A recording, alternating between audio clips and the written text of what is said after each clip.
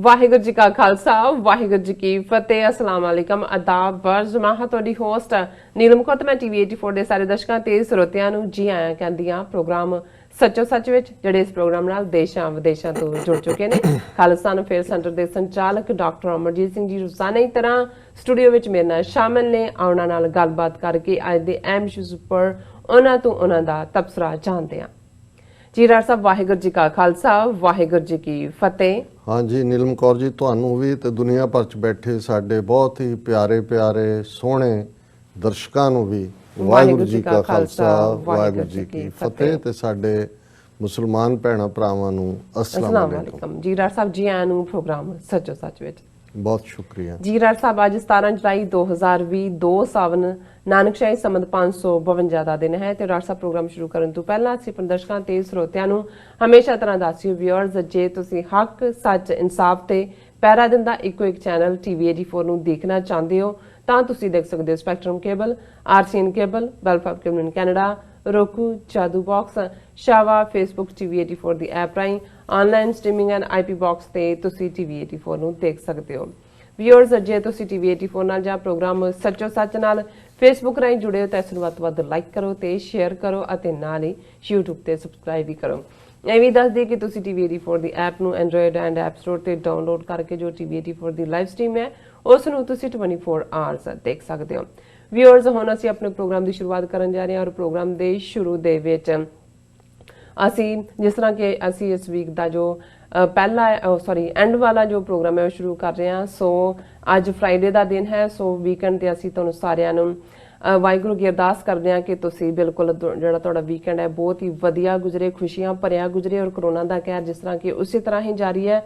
ਅਸੀਂ ਵਾਹਿਗੁਰੂ ਕੀ ਅਰਦਾਸ ਕਰਦੇ ਹਾਂ ਕਿ ਤੁਸੀਂ ਥਾਂ ਥਾਂ ਆਪਣੇ ਆਪਣੇ ਘਰਾਂ ਦੇ ਵਿੱਚ ਆਪਣੇ ਕੰਮਾਂ ਕਾਜਾਂ ਦੇ ਵਿੱਚ ਬਿਲਕੁਲ ਸੇਫ ਰਹੋ। ਸੋ ਹੁਣ ਅਸੀਂ ਆਪਣੇ ਪ੍ਰੋਗਰਾਮ ਦਾ ਆਗਾਜ਼ ਕਰਨ ਜਾ ਰਹੇ ਹਾਂ ਔਰ ਪਹਿਲੇ ਅਹਿਮ ਇਸ਼ੂ ਬਾਰੇ ਤੁਹਾਡੇ ਆਪਣੇ ਡਾਕਟਰ ਸਾਹਿਬ ਕੋਲੋਂ ਉਹਨਾਂ ਦੇ ਵਿਚਾਰ ਸੁਣਨ ਜਾ ਰਹੇ ਹਾਂ। ਸੋ ਅਸੀਂ ਚਾਹਾਂਗੇ ਕਿ ਤੁਸੀਂ ਸਾਡੇ ਨਾਲ ਇਸੇ ਤਰ੍ਹਾਂ ਹੀ ਬਣੇ ਰਹਿਣਾ। ਸੋ ਪਹਿਲਾ ਅੱਜ ਦਾ ਅਹਿਮ ਇਸ਼ੂ ਇਹ ਹੈ ਕਿ ਜਿਸ ਤਰ੍ਹਾਂ ਕਿ ਪਹਿਲਾਂ ਨੇਪਾਲ ਦੇ ਪ੍ਰਧਾਨ ਮੰਤਰੀ ਨੇ ਰਾਮ ਚੰਦਰ ਜੀ ਦਾ ਜੋ ਜਨਮ ਸਥਾਨ ਹੈ ਅਯੋਧਿਆ ਨੇਪਾਲ ਵਿੱਚ ਹੋਣ ਦਾ ਜੋ ਐਲਾਨ ਕੀਤਾ ਹੈ ਅਤੇ ਹੁਣ ਬੁੱਧ ਧਰਮ ਸਾਧੂਆਂ ਨੇ ਦਾਅਵਾ ਕੀਤਾ ਹੈ ਕਿ ਅਯੋਧਿਆ ਹਿੰਦੂਆਂ ਦਾ ਮੰਦਰ ਨਾ ਹੋ ਕੇ ਬੁੱਧ ਧਰਮ ਦਾ ਪਵਿੱਤਰ ਅਸਥਾਨ ਹੈ ਅਤੇ ਯੂਨਾਈਟਿਡ ਨੇਸ਼ਨਜ਼ ਵੱਲੋਂ ਇਸ ਸਥਾਨ ਤੇ ਖੁਦਾਈ ਕਰਵਾ ਕੇ ਇਸ ਤੱਥ ਨੂੰ ਸਾਬਤ ਕੀਤਾ ਜਾ ਸਕਦਾ ਹੈ।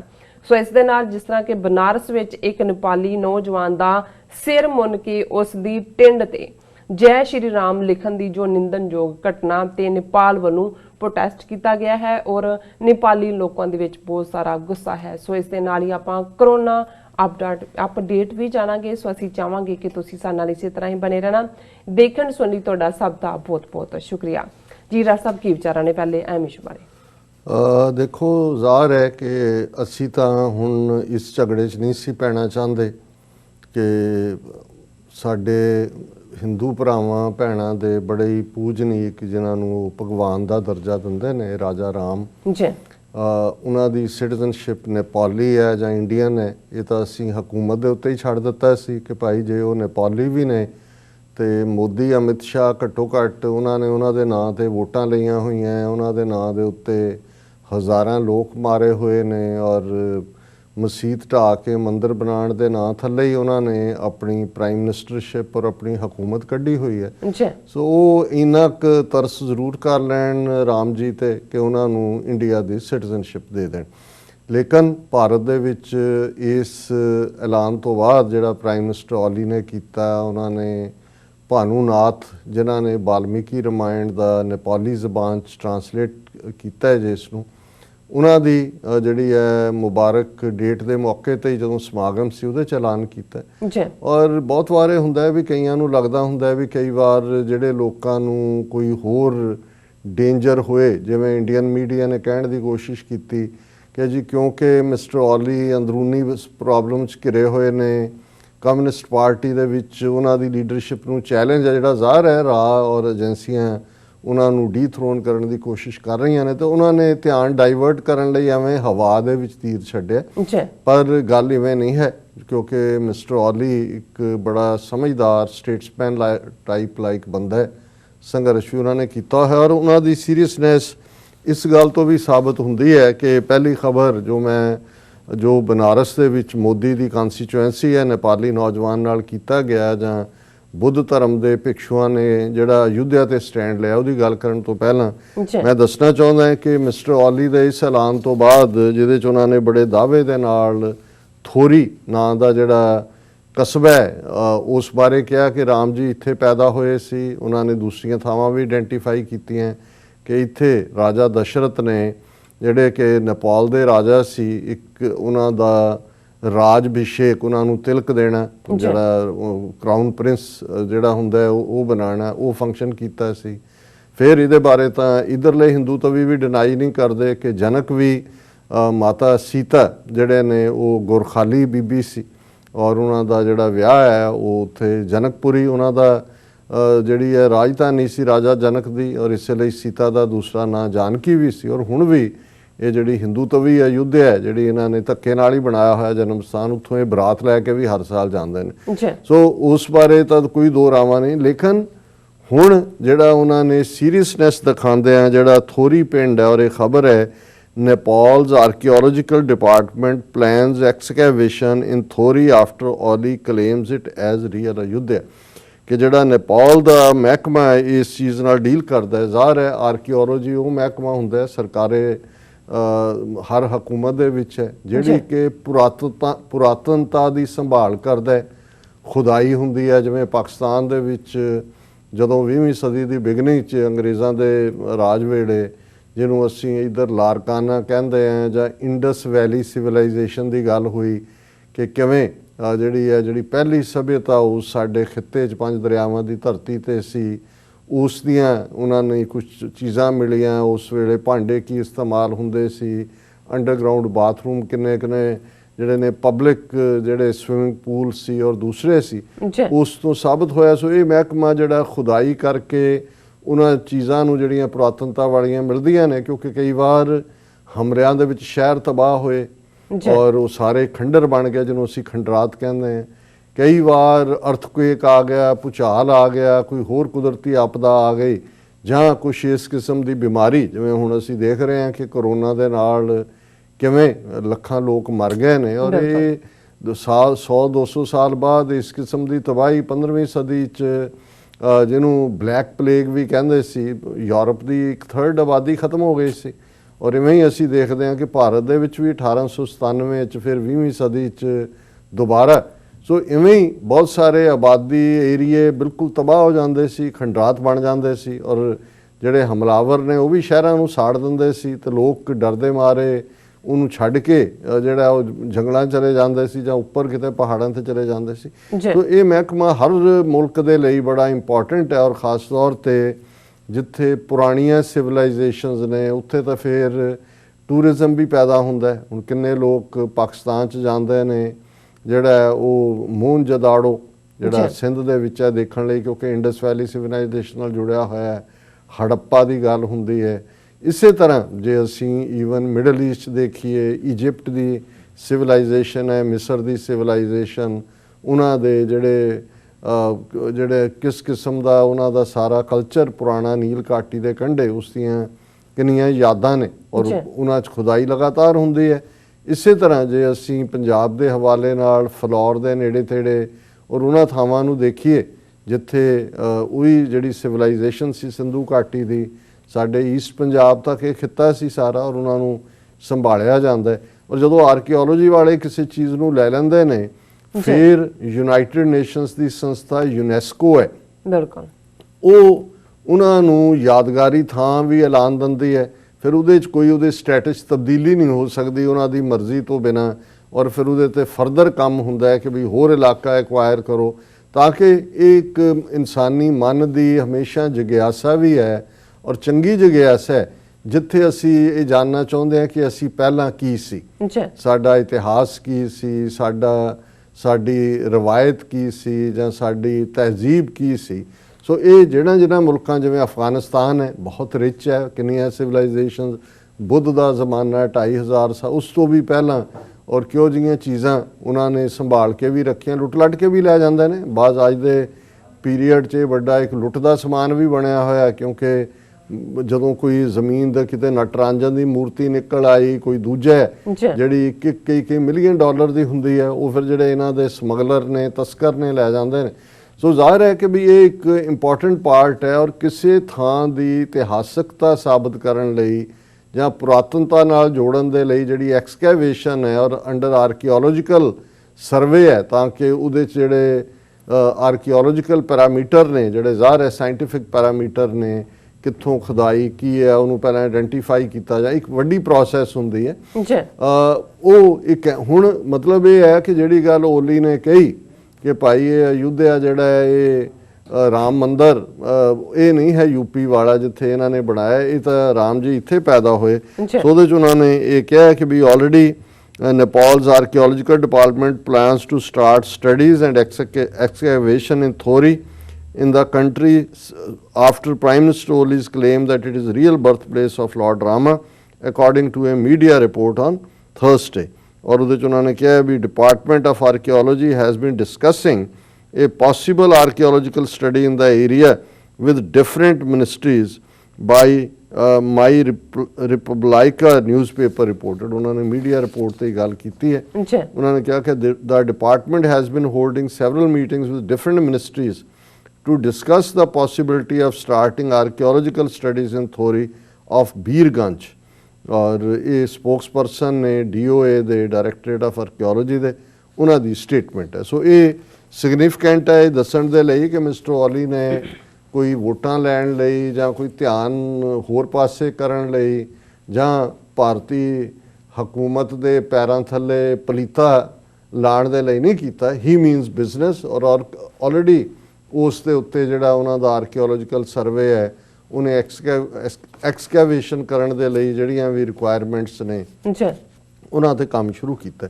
ਪਰ ਇਸ ਦੇ ਨਾਲ ਲੱਗਦਾ ਹੀ ਅਸੀਂ ਦੇਖ ਰਹੇ ਹਾਂ ਕਿ ਵੀ ਇਸ ਸਾਰੇ ਨੇ ਕਿਵੇਂ ਰੈਟਲ ਕੀਤਾ, ਕਿਉਂਕਿ ਹਿੰਦੂ ਤਵੀਆਂ ਲਈ ਤਾਂ ਐਵੇਂ ਹੀ ਆ ਕਿ ਉਹਨਾਂ ਦੇ ਪੈਰਾਂ ਥੱਲੋਂ ਚਟਾਈ ਖਿੱਚ ਲੈਣਾ ਜਿਹਦੇ 'ਤੇ ਖਲੋਤੇ ਨੇ, ਉਹ ਤਾਂ ਸਾਰੇ ਮੂੰਹ ਦੇ ਮੂੰਹ ਡਿੱਗਣਗੇ। ਕਿਸੇ ਦਾ ਤਿਲਕ ਲੱਗਾ, ਸੰਧੂਰ ਕਿਤੇ ਜਾਏਗਾ, ਕਿਸੇ ਦੀ ਟੋਪੀ ਕਿਤੇ ਡਿੱਗੇਗੀ, ਗੋਡੇ ਵੀ ਛੱਲੇ ਜਾਣਗੇ, ਨੱਕ ਵੀ ਭੱਜੇਗਾ। ਇੱਦਾਂ ਹੀ ਉਹਨੇ ਖਿੱਚਿਆ ਤਾਂ ਸਾਰਾ ਉਹਨਾਂ ਦਾ ਖਤਮ ਹੀ ਕਰਕੇ ਰੱਖਤਾ। ਜਿਹੜਾ ਪਹਿਲਾਂ ਤਾਂ ਉਹਨਾਂ ਨੇ ਇਸ ਈਵਨ ਉੱਥੇ ਜਦੋਂ ਪੋਲੀਟੀਕਲ ਅਰੀਨਾ 'ਚ ਇੱਕ ਟਰਮ ਯੂਜ਼ ਹੁੰਦੀ ਸੀ VP ਸਿੰਘ, ਜਦੋਂ ਰਾਜੀਵ ਗਾਂਧੀ ਨੂੰ ਡਿਫੀਟ ਕਰਕੇ VP ਸਿੰਘ ਪਾਵਰ ਦੇ ਵਿੱਚ ਆਏ ਔਰ VP ਸਿੰਘ ਨੇ ਕਿਵੇਂ ਬੋਫਰਸ ਗਨਸ ਔਰ ਇਹ ਸਾਰੀ ਕਰਪਸ਼ਨ ਨੂੰ ਚੁੱਕਿਆ। ਔਰ ਇੱਕ ਜਿਹੜਾ ਵੱਡਾ ਕੰਮ VP ਸਿੰਘ ਮਿਨਿਸਟਰੀ ਦੇ ਵੇੜੇ ਦਾ ਹੈ ਉਹ ਹੈ ਮੰਡਲ ਕਮਿਸ਼ਨ ਰਿਪੋਰਟ ਨੂੰ ਲਾਗੂ ਕਰਨਾ। ਇਹ ਕਮਿਸ਼ਨ ਤਾਂ ਇੰਦਰਾ ਗਾਂਧੀ ਦੇ ਜ਼ਮਾਨੇ 'ਚ ਬਣਿਆ ਸੀ ਕਿ ਭਾਰਤ ਦੇ ਵਿੱਚ ਜਿੱਥੇ ਰਿਜ਼ਰਵੇਸ਼ਨਸ ਸ਼ਡਿਊਲ ਕਾਸਟ ਔਰ ਸ਼ਡਿਊਲ ਟ੍ਰਾਈਬਸ ਲਈ ਨੇ ਜਾਂ ਬੈਕਵਰਡ ਕਲਾਸਿਸ ਲਈ ਨੇ, ਔਰ ਇਸ ਸਾਰੇ ਦੇ ਸਾਹਮਣੇ ਕੇਸ ਰੱਖਿਆ ਗਿਆ ਕਿ ਦੇਰ R other backward classes OBC ਜਿਨ੍ਹਾਂ ਨੂੰ ਉਹੀ ਹੱਕ ਮਿਲਣੇ ਚਾਹੀਦੇ ਨੇ ਜਿਹੜੇ ਬੈਕਵਰਡ ਕਲਾਸਿਸ ਨੂੰ ਨੇ। ਸੋ ਇਹ ਰਿਪੋਰਟ ਤਾਂ ਮੰਡਲ ਕਮਿਸ਼ਨ ਦੀ ਪਈ ਸੀ, ਉਹਦੇ 'ਚ ਠੰਡੇ ਸਟੋਰ 'ਚ ਉਹਦੇ ਤੇ ਕਿਲੋਆਂ ਦੀ ਜਿਹੜਾ ਮਾਤਰਾ 'ਚ ਘੱਟਾ ਵੀ ਪਿਆ ਹੋਇਆ ਸੀ। ਲੇਕਿਨ ਇਹ ਕ੍ਰੈਡਿਟ VP ਸਿੰਘ ਨੂੰ ਜਾਂਦਾ ਹੈ ਕਿ ਉਹਨੇ ਉਹ ਰਿਪੋਰਟ ਕਢਵਾਈ ਔਰ ਉਹ ਲਾਗੂ ਕੀਤੀ। ਹਾਲਾਂਕਿ ਬਹੁਤ ਵਾਇਲੈਂਸ ਕੀਤੀ ਹਿੰਦੂ ਤਵੀਆਂ ਨੇ, ਕਈ ਥਾਂ ਤੇ ਉਹਨਾਂ ਨੇ ਆਪਣੇ ਆਪ ਨੂੰ ਅੱਗਾਂ ਲਾਈਆਂ। ਦੂਜਾ ਕਿਉਂਕਿ ਇਹ ਜੇ already schedule caste schedule tribe ਉਹਨਾਂ ਦੇ ਕੋਲ ਤਾਂ ਰਿਜ਼ਰਵੇਸ਼ਨ ਔਰ ਪਾਵਰ ਸੀ OBC ਜਿਹਦੇ 'ਚ ਸਾਰੇ ਯਾਦਵ ਔਰ ਇਹ ਸਾਰੇ ਕਲੈਨ UP ਬਿਹਾਰ ਦੇ ਆ ਜਾਂਦੇ ਨੇ, ਇਹਨਾਂ ਦੇ ਹੱਥ ਪਾਵਰ ਹੋਣੀ ਜਾਂ ਰਿਜ਼ਰਵੇਸ਼ਨ ਜਾਂ ਨੌਕਰੀਆਂ ਮਿਲਣੀਆਂ ਜਾਂ ਇਹਨਾਂ ਦੇ ਬੱਚੇ ਬੱਚੀਆਂ ਪੜ੍ਹਨ ਉਹਨਾਂ ਨੂੰ ਕਬੂਲ ਨਹੀਂ ਸੀ। ਸੋ ਉਹਨਾਂ ਨੇ ਇਸ ਮੁੱਦੇ ਦੇ ਉੱਤੇ ਹੀ ਕਿ ਭਾਈ ਇਹ ਤੁਸੀਂ ਕਿਉਂ ਇਹਨੂੰ ਲਾਗੂ ਕਰ ਰਹੇ ਹੋ, ਜਿਹੜਾ BJP ਪਾਰਟੀ ਉਦੋਂ ਭਾਰਤੀ ਜਨਸੰਘ 'ਚੋਂ ਬਣੀ ਸੀ ਉਹਨਾਂ ਨੇ ਰਾਈਟਿੰਗ ਕੀਤੀ ਭਾਰਤ ਭਰ ਦੇ ਵਿੱਚ। ਔਰ ਉਸ ਸਾਰੇ 'ਚੋਂ ਹੀ ਫਿਰ ਇਹ ਜਿਹੜੀ ਮੰਦਰ ਵਹੀਂ ਬਣਾਏ ਗਏ ਦੇ ਥੱਲੇ ਅਯੁੱਧਿਆ ਮੰਦਰ ਦਾ ਸਾਰਾ ਡਰਾਮਾ ਖੜਾ ਕੀਤਾ। ਜਾਲੀ ਜਿਹਾ ਬਣਾ ਕੇ ਹਿੰਦੂਤਵਾ ਰੱਥ ਬਣਾਇਆ, ਅਡਵਾਨੀ ਰੱਥ ਤੇ ਚੜ੍ਹ ਗਿਆ ਔਰ ਇਹ ਖੁਦ ਜਿਹੜਾ ਭਾਰਦਵਾਜ ਬ੍ਰਾਹਮਣ ਬਣ ਗਿਆ ਕਿਉਂਕਿ ਉਹ ਤਾਂ ਲੀਡ ਹੀ ਉਹਨੂੰ ਬ੍ਰਾਹਮਣ ਕਰ ਸਕਦਾ। ਸੋ ਉਸ ਸਾਰੇ ਨੂੰ ਫਿਰ ਜਿਹੜੇ ਪੋਲੀਟੀਕਲ ਐਨਾਲਿਸਟ ਸੀ ਉੱਥੇ ਦੋ ਕਰੰਟ ਖੜੇ ਹੋ ਗਏ। VP ਸਿੰਘ ਦੀ ਹਕੂਮਤ ਤਾਂ ਟੁੱਟ ਗਈ, ਕੁਝ ਵਕਤ ਬਾਅਦ ਥੋੜੀ ਬਹੁਤ ਡਰਾਮੇਬਾਜ਼ੀਆਂ ਹੋਈਆਂ ਔਰ ਕਾਂਗਰਸ ਫਿਰ ਆ ਗਈ। ਪਰ ਇੱਕ ਟਰਮ ਯੂਜ਼ ਹੁੰਦੀ ਹੈ ਮੰਡਲ ਬਨਾਮ ਕਰਮੰਡਲ ਕਿ ਵੀ ਇਹਨਾਂ ਨੇ ਹਿੰਦੂਤਵਾ ਦਾ ਕਾਰਡ, ਕਿਉਂਕਿ ਕਰਮੰਡਲ ਉਸ ਲੋਟੇ ਨੂੰ ਕਹਿੰਦੇ ਨੇ ਜਿਹੜਾ ਇਹਨਾਂ ਦੇ ਹਿੰਦੂ ਯੋਗੀ ਜਾਂ ਸਾਧੂ ਹੱਥ 'ਚ ਫੜਦੇ ਨੇ, ਔਰ ਉਹਨਾਂ ਨੇ ਕਿਹਾ ਕਿ ਭਾਈ ਇਹਨਾਂ ਦੀ ਤਾਂ ਸਾਰੀ ਸਿਆਸਤ ਹੀ ਕਰਮੰਡਲ ਦੇ ਨਾਲ ਹੈ। ਜੀ ਇਹਨਾਂ ਨੇ ਮੰਦਿਰ ਦਾ ਮੁੱਦਾ ਖੜਾ ਕੀਤਾ, ਉਹਨੂੰ ਪੋਲੀਟੀਕਲ ਏਜੰਡਾ ਬਣਾਇਆ ਔਰ ਜਿਸ ਢੰਗ ਨਾਲ ਫਿਰ ਉਹ ਹਿੰਦੂ ਸਾਰੇ ਸਾਧੂ ਇਕੱਠੇ ਕਰਕੇ ਔਰ ਅੱਜ ਤੱਕ ਵੀ ਉਹ ਡਰਾਮਾਬਾਜ਼ੀ ਚੱਲ ਰਹੀ ਹੈ।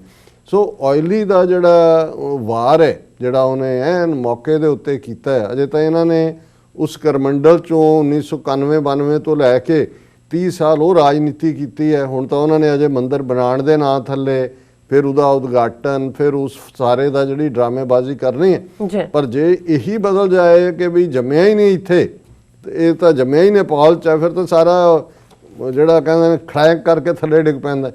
ਹੁਣ ਇਸ ਸਾਰੇ ਦੇ ਵਿੱਚ ਇੱਕ ਗੱਲ ਜਿਹੜੀ ਹੁਣ ਤੱਕ ਦੱਬੀ ਹੋਈ, ਮੈਨੂੰ ਤਾਂ ਇਹ ਪਤਾ ਸੀ ਕਿਉਂਕਿ ਖਬਰਾਂ ਸ਼ੁਰੂ ਚ ਆਈਆਂ, ਫਿਰ ਇਹ ਦੱਬੀਆਂ ਗਈਆਂ ਸੀ ਕਿ ਜਦੋਂ ਇਹਨਾਂ ਦੇ ਆਰਕੀਓਲੋਜੀਕਲ ਸਰਵੇ ਆਫ ਇੰਡੀਆ ਨੂੰ ਜਦੋਂ ਕੋਰਟ ਦੇ ਵਿੱਚ ਕੇਸ ਸੀ ਇਲਾਹਾਬਾਦ ਹਾਈ ਕੋਰਟ 'ਚ, ਉਹਨਾਂ ਨੇ ਕਿਹਾ ਸੀ ਕਿ ਵੀ ਇਹਦੀ ਖੁਦਾਈ ਕਰੋ।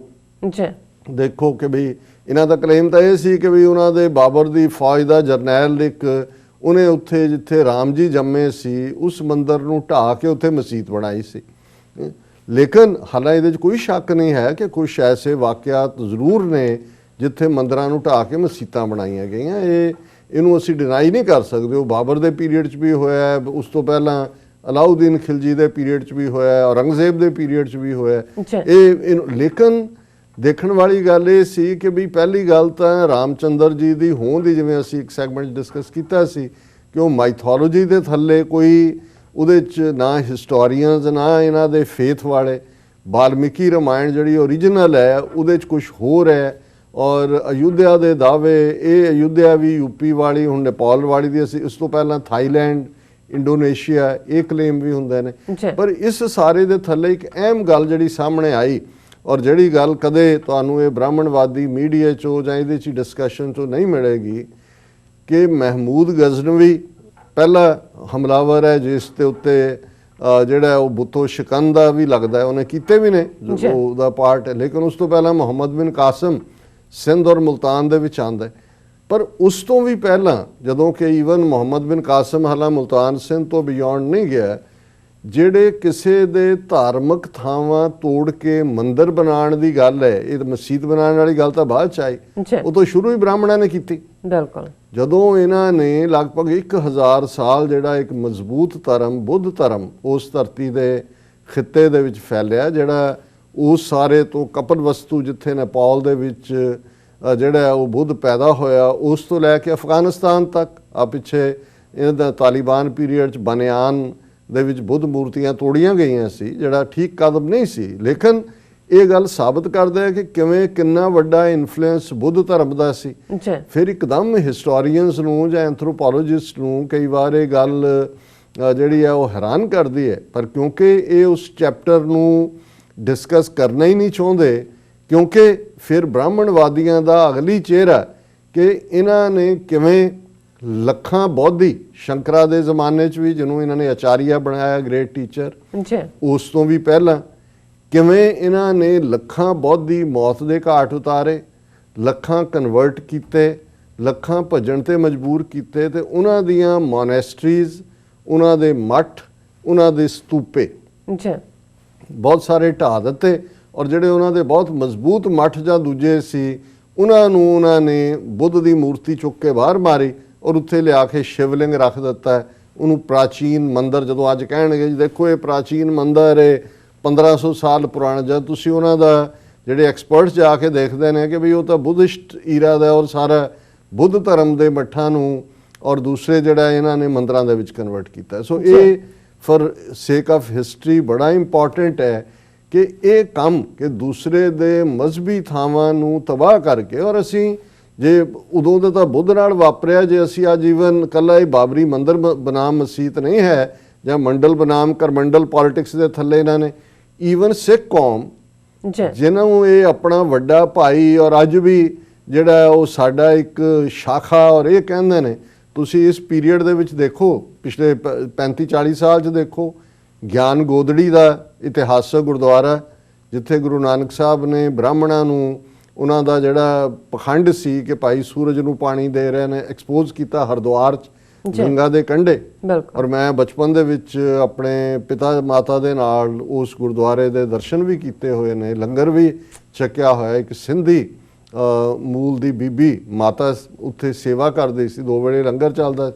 ਹੁਣ ਉਸ ਗੁਰਦੁਆਰਿਆਂ ਨੂੰ 85 ਪੀਰੀਅਡ 'ਚ ਮਲੀਆਂ ਮੇਟ ਕਰਕੇ ਉੱਥੇ ਸਕਾਊਟਸ ਦਾ ਦਫ਼ਤਰ ਬਣਾਇਆ ਹੋਇਆ। ਇਸੇ ਤਰ੍ਹਾਂ ਅਸੀਂ ਦੇਖਦੇ ਹਾਂ ਕਿ ਗੁਰਦੁਆਰਾ ਡੋਂਗਮੌਰ ਸਿੱਕਮ ਦੇ ਵਿੱਚ ਕਿਵੇਂ ਉਸ ਨੂੰ ਇਹਨਾਂ ਨੇ ਜਿਹੜਾ ਉਹ ਫੌਜ ਦੇ ਕੰਟਰੋਲ 'ਚ ਹੁੰਦਿਆਂ ਵੀ ਲਿਆ ਕੇ ਉੱਥੇ ਹਿੰਦੂਤਵਾਂ ਦੀਆਂ ਨਿਸ਼ਾਨੀਆਂ ਰੱਖ ਦਿੱਤੀਆਂ ਔਰ ਗੁਰਦੁਆਰਿਆਂ ਨੂੰ ਕਨਵਰਟ ਕਰਨ ਦੀ ਕੋਸ਼ਿਸ਼ ਕੀਤੀ। ਫਿਰ ਮੰਗੂ ਮੱਠ ਉੜੀਸਾ ਦੇ ਵਿੱਚ ਜਗਨਨਾਥਪੁਰੀ, ਜਿੱਥੇ ਗੁਰੂ ਨਾਨਕ ਸਾਹਿਬ ਨੇ, ਜਿੱਥੇ ਇਹਨਾਂ ਦੀ ਜਗਨਨਾਥ ਦੀ ਮੂਰਤੀ ਹੈ ਔਰ ਇਹ ਉਹਨੂੰ ਜਿਹੜਾ ਉਹ ਵਿਸ਼ਨੂੰ ਦਾ ਅਵਤਾਰ ਬਣਾਇਆ ਹੋਇਆ, ਗੁਰੂ ਨਾਨਕ ਸਾਹਿਬ ਨੇ ਚੈਲੰਜ ਕੀਤਾ।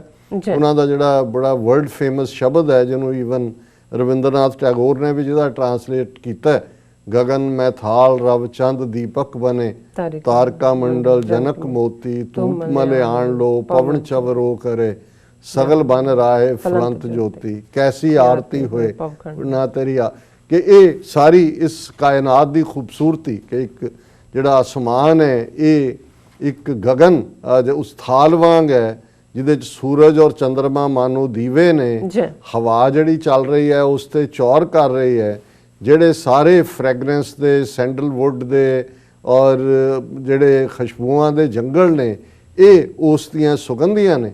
ਔਰ ਇਹ ਦੱਸ ਕੇ ਉਹਨਾਂ ਨੇ ਬ੍ਰਾਹਮਣਾਂ ਨੂੰ ਜਿਹੜੇ ਥਾਲੀ ਦੇ ਵਿੱਚ ਦੀਵੇ ਬਾਲ ਕੇ ਪੱਥਰ ਦੀ ਮੂਰਤੀ ਦੇ ਅੱਗੇ ਉਹ ਘੁਮਾ ਕੇ ਆਰਤੀ, ਉਹਨਾਂ ਨੂੰ ਕਿਹਾ ਵੀ ਇਹ ਤੁਹਾਡੇ ਫਰਾਡ ਦੀ ਲੋੜ ਨਹੀਂ ਹੈ, ਜਿਹੜਾ ਰੱਬ ਇਸ ਕਾਇਨਾਤ ਨੂੰ ਬਣਾਉਣ ਵਾਲਾ ਹੈ ਉਹਦੀ ਆਰਤੀ ਤਾਂ ਦਿਨ ਰਾਤ ਹੋ ਰਹੀ ਹੈ। ਆਸਮਾਨ, ਸੂਰਜ, ਚੰਦਰਮਾ, ਹਵਾ, ਇਹ ਸਾਰੀ ਕੁਦਰਤ ਦੇ ਵਿੱਚ ਉਹ ਵਸਦਾ ਹੈ। ਬਲਿਹਾਰੀ ਕੁਦਰਤ ਵਸਿਆ ਤੇਰਾ ਅੰਤ ਨਾ ਜਾਈ ਰੱਖਿਆ।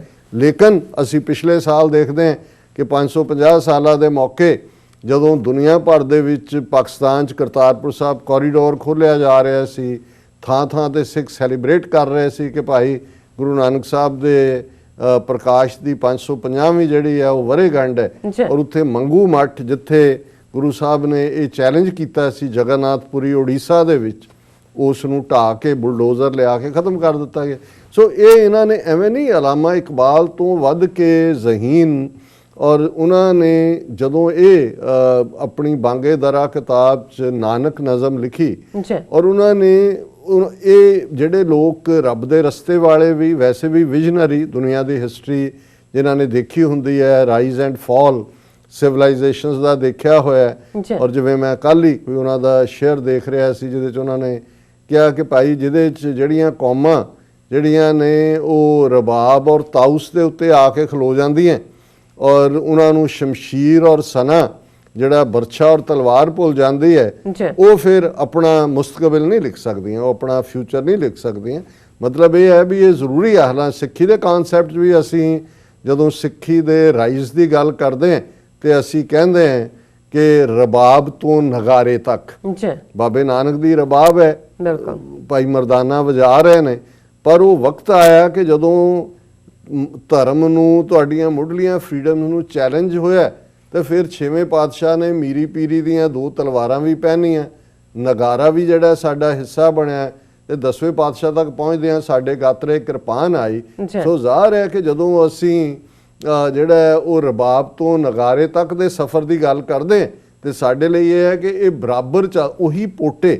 ਔਰ ਇਹ ਇੱਕ ਬੜੀ ਗੱਲ, ਇਹ ਜ਼ਹੀਨ ਗੱਲ ਹੈ ਕਿ ਉਹਨਾਂ ਹੀ ਹੱਥਾਂ ਨੂੰ ਤਲਵਾਰ ਫੜਨ ਦਾ ਹੱਕ ਹੈ ਜਿਨ੍ਹਾਂ ਦੇ ਪੋਟੇ ਰਬਾਬ ਦੀ ਉਸ ਤਾਰ ਦੇ ਉੱਤੇ ਰੱਬ ਦੇ ਗੁਣ ਗਾਉਂਦੇ ਨੇ ਕਿ ਜਿਹੜਾ ਸਾਜ਼ ਵੱਜਦਾ, ਜਿਹੜੇ ਰੱਬ ਦੀ ਯਾਦ ਨਾਲ ਜੁੜੇ ਹੋਏ ਨੇ, ਉਹ ਜਦੋਂ ਤਲਵਾਰ ਚੁੱਕਣਗੇ ਤੇ ਉਹ ਜ਼ੁਲਮ ਦੇ ਖਿਲਾਫ ਹੋਏਗੀ, ਇਨਸਾਫ ਦੇ ਲਈ ਹੋਏਗੀ।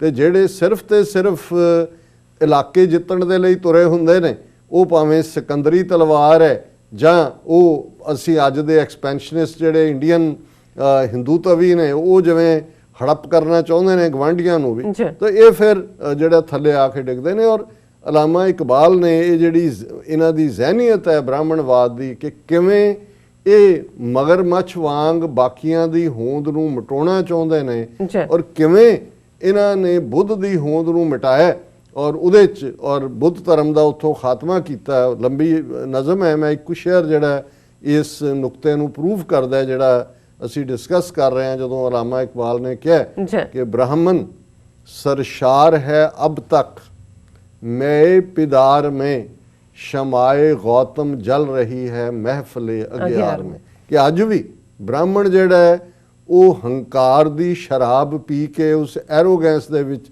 ਇੱਥੇ ਜਿਉਂਦਾ ਹੈ। ਬ੍ਰਾਹਮਣਵਾਦ ਦੀ ਆਈਡੀਓਲੋਜੀ ਰਹੀ, ਲੇਕਿਨ बुद्ध ਦੀ जिस बारे उन्होंने किया उससे नज़म कि आशकार उसने किया जो जिंदगी का राज था हिंद को, लेकिन ख्याली फलसफा पे नाज था शमाए हक से जो मुनव्वर हो ये वो महफिल न थी, बारिशे रहमत हुई लेकिन ਜ਼ਮੀਂ ਕਾਬਲ ਨਾ ਥੀ। ਬ੍ਰਾਹਮਣ ਦੇ ਇਸ ਫੋਕੀਆਂ ਡਿਬੇਟਾਂ ਡਿਸਕਸ਼ਨਸ ਸ਼ਾਸਤਰਾਰਥ ਨੇ ਲੋਕਾਂ ਦੀ ਮੱਤ ਐਸੀ ਮਾਰੀ ਹੋਈ ਸੀ ਕਿ ਜਿਹੜੀ ਜ਼ਿੰਦਗੀ ਦੇ ਰਾਜ਼ ਦੀ ਗੱਲ ਜਿਹੜੀ ਬੁੱਧ ਨੇ ਕੀਤੀ, ਜਿਹਨੂੰ ਅੱਜ ਪੱਛਮ ਵੀ ਸਮਝਦਾ ਹੈ, ਮਗਰਬ ਵੀ ਸਮਝਦਾ ਹੈ, ਕਿਸ ਲੈਵਲ ਦਾ ਇੰਟੈਲੈਕਟ ਸੀ ਔਰ ਕੰਪੈਸ਼ਨ ਦੀ ਗੱਲ ਸੀ, ਉਹ ਤਾਂ ਕੰਪੈਸ਼ਨ ਹੈ। ਅਹਿੰਸਾ ਪਰਮੋ ਧਰਮਾ ਤਾਂ ਬੁੱਧ ਦਾ ਥਾਟ। ਇਹਨਾਂ ਨੇ ਬੁੱਧ ਧਰਮ ਦਾ ਖਾਤਮਾ ਕਰਕੇ ਮਾਰ ਕੇ ਮਿਲੀਅਨਸ ਉਹਨਾਂ ਦੇ ਮੰਕਸ ਔਰ ਭਿਕਸ਼ੂ ਭਿਕਸ਼ੁਣੀਆਂ ਆਪ ਕਹਿਣ ਲੱਗ ਗਿਆ ਹਿੰਸਾ ਪਰਮੋ ਧਰਮ। ਇਹ ਹੈ ਜਿਹੜਾ ਸੂਡੋ ਸਪੀਕ ਕਰੈਕਟਰ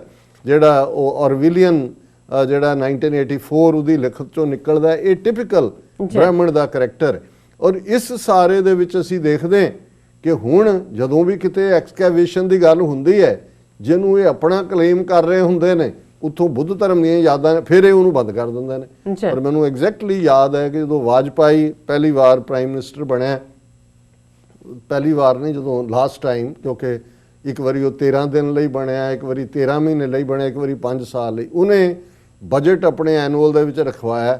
ਕਿਉਂਕਿ ਇਹ ਵੀ ਹਿੰਦੂਆਂ ਦੀ ਮਿਥ ਦੇ ਵਿੱਚ ਇੱਕ ਇਹਨਾਂ ਨੇ 4 ਪਵਿੱਤਰ ਦਰਿਆ ਜਿਹੜੇ ਪਾਇਸ ਰਿਵਰਸ ਐਲਾਨੀਆਂ ਹੋਈਆਂ ਆਪਣੇ ਪੁਰਾਣਾਂ ਦੇ ਵਿੱਚ, ਉਹਨਾਂ 'ਚ ਗੰਗਾ ਹੈ, ਜਮਨਾ ਹੈ, ਸਰਸਵਤੀ ਹੈ, ਗੋਦਾਵਰੀ ਹੈ। ਬਿਲਕੁਲ। ਹੁਣ ਗੰਗਾ ਜਮਨਾ ਗੋਦਾਵਰੀ ਤਾਂ ਐਗਜ਼ਿਸਟ ਕਰਦੀਆਂ, ਗੰਗਾ ਜਮਨਾ ਦੀ ਤਾਂ ਤਹਿਜ਼ੀਬ ਇਹੀ ਹੈ।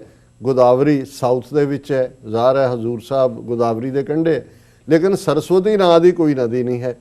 ਫਿਰ ਕਿਉਂਕਿ ਇਹਨਾਂ ਨੇ ਆਪਣਾ ਉਹ ਪ੍ਰੂਵ ਵੀ ਕਰਨਾ ਹੈ ਝੂਠ, ਉਹ ਕਿਹਾ ਜੀ ਹੁੰਦੀ ਸੀ ਬਹੁਤ, ਫਿਰ ਸੁੱਕ ਗਈ, ਪਤਾ ਨਹੀਂ ਕਿੱਥੇ ਚਲੀ ਗਈ। ਫਿਰ ਉਹਨਾਂ ਨੇ ਕਿਹਾ ਜੀ ਨਹੀਂ ਅਸੀਂ ਉਹ ਸੈਟੇਲਾਈਟ ਰਾਹੀਂ ਦੇਖ ਰਹੇ ਹਾਂ ਇਮੇਜਰੀ ਕਿ ਦਰਿਆ ਜਿਹੜੀ ਉਹ ਹਰਿਆਣੇ ਦੇ ਫਲਾਂ 'ਚ ਢਿਮਕੇ 'ਚੋਂ ਨਿਕਲਦੀ ਸੀ। ਕਟਿੰਗ ਦਾ ਸਟੋਰੀ ਸ਼ਾਰਟ, ਉਹਨਾਂ ਨੇ ਬਜਟ ਰੱਖਿਆ, ਐਕਸਕੈਵੇਸ਼ਨ ਸ਼ੁਰੂ ਕਰਵਾਈ। ਇਹ ਸਾਬਤ ਕਰਨਾ ਚਾਹੁੰਦੇ ਸੀ ਕਿ ਸਾਡਾ ਇਹ ਪੁਰਾਣ ਝੂਠ ਨਹੀਂ ਹੈਗੇ ਜਾਂ ਮਾਈਥੋਲੋਜੀ ਨਹੀਂ ਹੈ, ਇਹ ਹਿਸਟਰੀ ਹੈ। ਔਰ ਹਰਿਆਣੇ ਦੀ ਜਿਸ ਬੈਲਟ 'ਚੋਂ ਉਹਦੀ ਪਹਿਲੀ ਖੁਦਾਈ ਹੋਈ ਜ਼ਮੀਨ 'ਚੋਂ ਬੁੱਧ ਨਾਲ ਰਿਲੇਟਡ ਸਾਰੀਆਂ, ਕੋਈ ਉਹਦਾ ਸਟੈਚੂ ਨਿਕਲ ਰਿਹਾ ਹੈ, ਕੋਈ ਉਹਦੇ ਕੋਇਨ ਉਸ ਪੀਰੀਅਡ ਦੇ ਨਿਕਲ ਰਿਹਾ, ਉਹ ਉਹਨਾਂ ਨੇ ਉੱਥੇ ਹੀ ਮੁੜ ਕੇ ਹੁਣ ਮੋਦੀ ਦੀ ਦੂਸਰੀ ਟਰਮ ਸ਼ੁਰੂ ਹੋਈ ਹੈ, ਮੈਂ ਨਹੀਂ ਕਦੇ ਸੁਣਿਆ ਕਿ ਇਹਨਾਂ ਨੇ ਕਿਹਾ ਜੀ ਸਰਸਵਤੀ, ਪਹਿਲਾਂ ਕਹਿਣ ਜੀ ਇਮੇजेस ਵੀ ਲੈ ਲਏ ਅਸੀਂ, ਸੈਟੇਲਾਈਟ ਰਾਹੀਂ ਆ ਗਏ ਨੇ ਔਰ ਇਹ ਉਹ ਹੈ ਨਾ।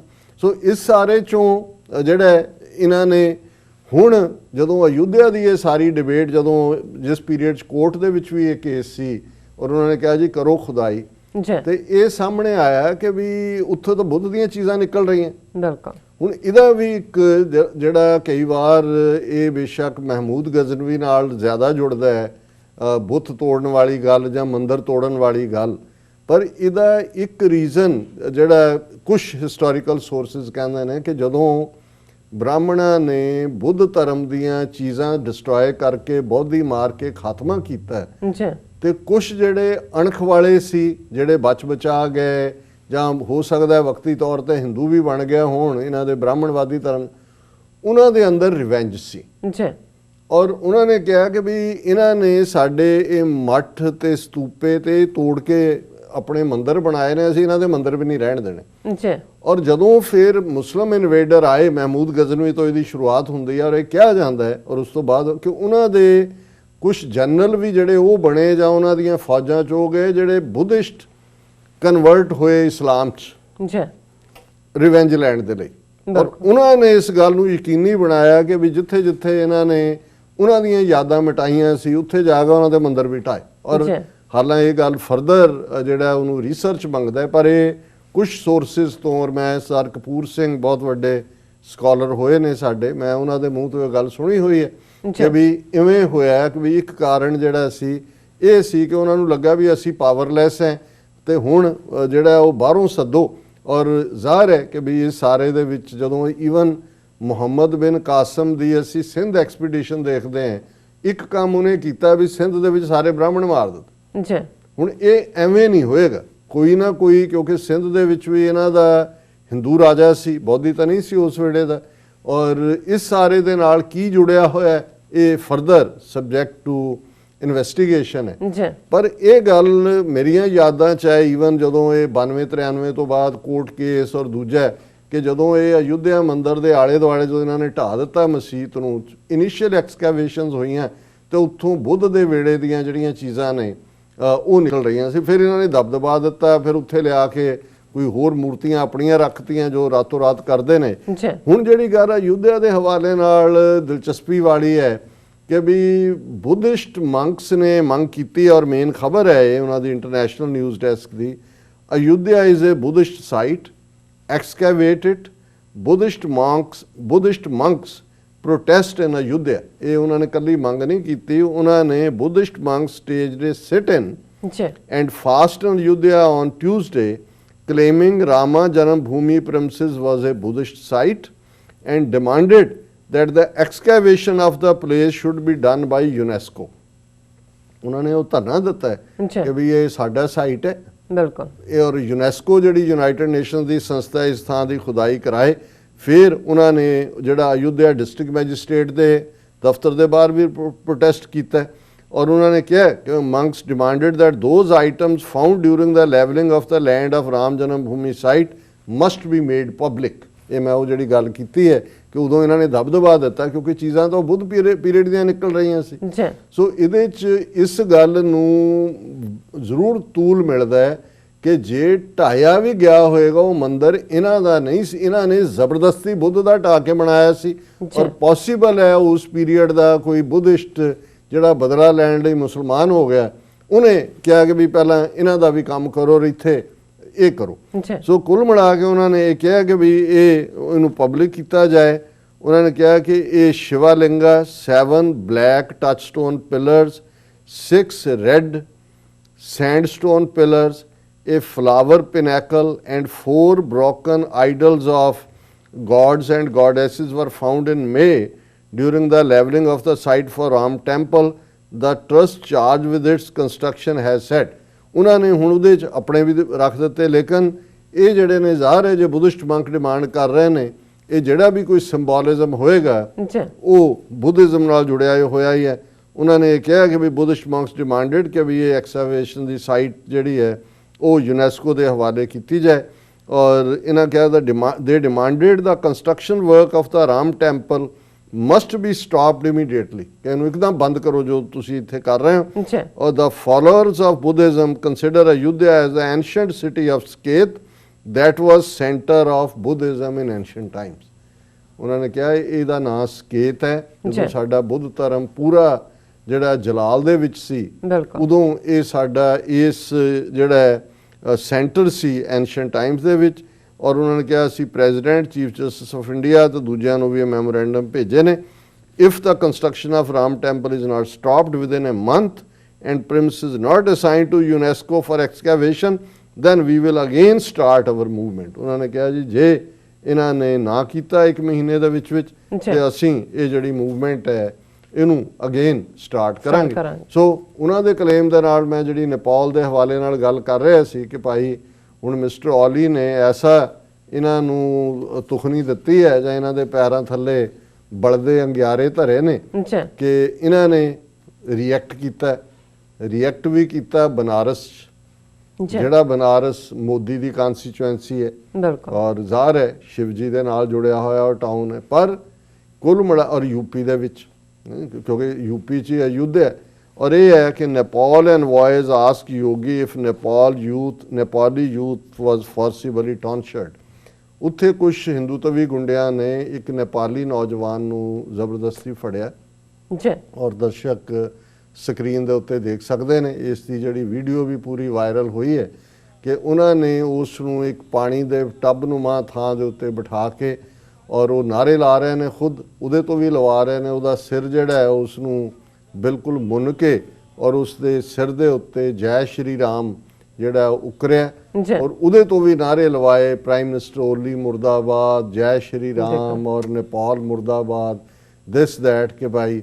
ਔਰ ਇਹ ਇਵੇਂ ਹੀ ਹੈ ਜਿਵੇਂ ਉਹਦਾ ਸਿਰ ਮੁੰਨ ਕੇ ਨੇਪਾਲ ਨੂੰ ਮੈਸੇਜ। ਔਰ ਇਹਦੇ ਤੇ ਬਹੁਤ ਰਿਐਕਟ ਹੋਇਆ। ਨੇਪਾਲ ਦੇ ਐਂਬੈਸਡਰ ਨੇ ਜਿਹੜਾ ਦਿੱਲੀ 'ਚ ਹੈ ਉਹਨੇ ਫੋਰਨ ਐਂਬੈਸਡਰ ਉਹਨਾਂ ਦਾ ਨਾਂ ਹੈ ਨਿਲੰਬਰ ਆਚਾਰੀਆ, ਉਹਨੇ ਯੋਗੀ ਆਦਿੱਤਿਆਨਾਥ ਨੂੰ ਕਿਹਾ ਕਿ ਵੀ ਇਹ ਦੱਸੋ ਅਪਰੂਵ ਕਰੋ ਵੀ ਕੀ ਹੈਗਾ। ਪਰ ਹੁਣ ਖਬਰਾਂ ਸੀ ਜੀ ਪੁਲਿਸ ਫੜੋਫੜੀ ਕਰ ਰਹੀ ਹੈ ਕੌਣ ਹੈ, ਹਾਲਾਂ ਜਿਹੜੀ ਵੀਡੀਓ ਹੈ ਉਹਦੀ ਤੁਹਾਨੂੰ ਕਿਸੇ ਦੀ ਸ਼ਕਲ ਨਜ਼ਰ ਨਹੀਂ ਆਉਂਦੀ, ਨਾਲ ਉਹਨਾਂ ਨੇ ਵੀ ਬਿਲਕੁਲ ਕੈਲਕੂਲੇਟ ਕਰਕੇ ਬਣਾਈ ਕਿ ਮੈਸੇਜ ਨੇਪਾਲ ਨੂੰ ਹੀ ਦੇਣਾ ਹੈ।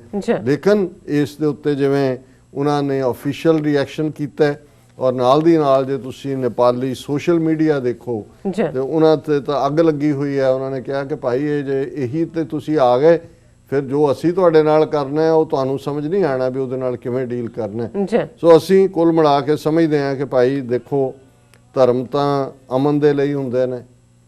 ਰਾਮ ਜੀ ਤੁਸੀਂ ਵੀ ਜੇ ਸੱਚਮੁੱਚ ਜਦੋਂ ਤੱਕ ਤਾਂ ਰਾਮ ਜੀ ਇੱਕ ਆਗਿਆਕਾਰ ਪੁੱਤਰ ਦਸ਼ਰਥ ਦੇ, ਇੱਕ ਆਗਿਆਕਾਰ ਰਾਜੇ ਦੇ ਤੌਰ ਤੇ, ਹਾਲਾਂ ਸੀਤਾ ਜਾਂ ਬੀਬੀਆਂ ਨੂੰ ਤਾਂ ਹਮੇਸ਼ਾ ਹੀ ਸ਼ਿਕਾਇਤ ਰਹੀ ਹੈ ਕਿ ਦੇਖੋ ਰਾਮ ਜੀ ਨੇ ਕੀ ਕੀਤਾ, ਆਪਣੀ ਪ੍ਰੈਗਨੈਂਟ ਵਾਈਫ ਸੀਤਾ ਨੂੰ ਘਰੋਂ ਕੱਢ ਦਿੱਤਾ, ਅਗਨੀ ਪ੍ਰੀਖਿਆ ਵੀ ਕੀਤੀ, ਵਿਚਾਰੀ ਕਿਸੇ ਆਸ਼ਰਮ 'ਚ ਜਾ ਕੇ ਉਹਨੇ ਬੱਚੇ ਜੰਮੇ, ਲਵ ਤੇ ਕੁਛ, ਫਿਰ ਬੱਚਿਆਂ ਨੂੰ ਵੀ ਉਹਨਾਂ ਦਾ ਹੱਕ ਨਹੀਂ ਦਿੱਤਾ, ਉਹਨਾਂ ਨੇ ਘੋੜਾ ਰੋਕਿਆ, ਉਹਨਾਂ ਨਾਲ ਵੀ ਲੜਾਈ ਕੀਤੀ ਕਿ ਬਈ ਇਹ ਕੈਸੇ ਕਿਆ ਮਰਿਆਦਾ ਪੁਰਸ਼ੋਤਮ ਕਹਿੰਦੇ ਹੋ, ਪਰ ਉਹ ਆਪਣੀਆਂ ਉਹ ਉੱਥੇ ਫੇਥ ਦੀ ਗੱਲ ਹੈ ਜਿਹਦੇ ਤੇ ਫੇਥ ਹੈ। ਪਰ ਹੁਣ ਰਹਿਣ ਦਿਓ ਰਾਮ ਜੀ ਨੂੰ, ਸੀਤਾ ਜੀ ਨੂੰ ਚੈਨ ਦੇ ਨਾਲ। ਹੁਣ ਪਹਿਲਾਂ ਤੁਸੀਂ ਸਿਟੀਜ਼ਨਸ਼ਿਪ ਦੇ ਮੁੱਦੇ ਖੜੇ ਕੀਤੇ, ਉਹਨਾਂ ਦਾ ਜਨਮ ਸਥਾਨ ਜੇ ਨਹੀਂ ਵੀ ਜਿੱਥੇ ਜੰਮੇ ਸੀ ਜੰਮ ਪਏ, ਉਹਨਾਂ ਦੀਆਂ ਟੀਚਿੰਗ ਸਾਹਮਣੇ ਨੇ।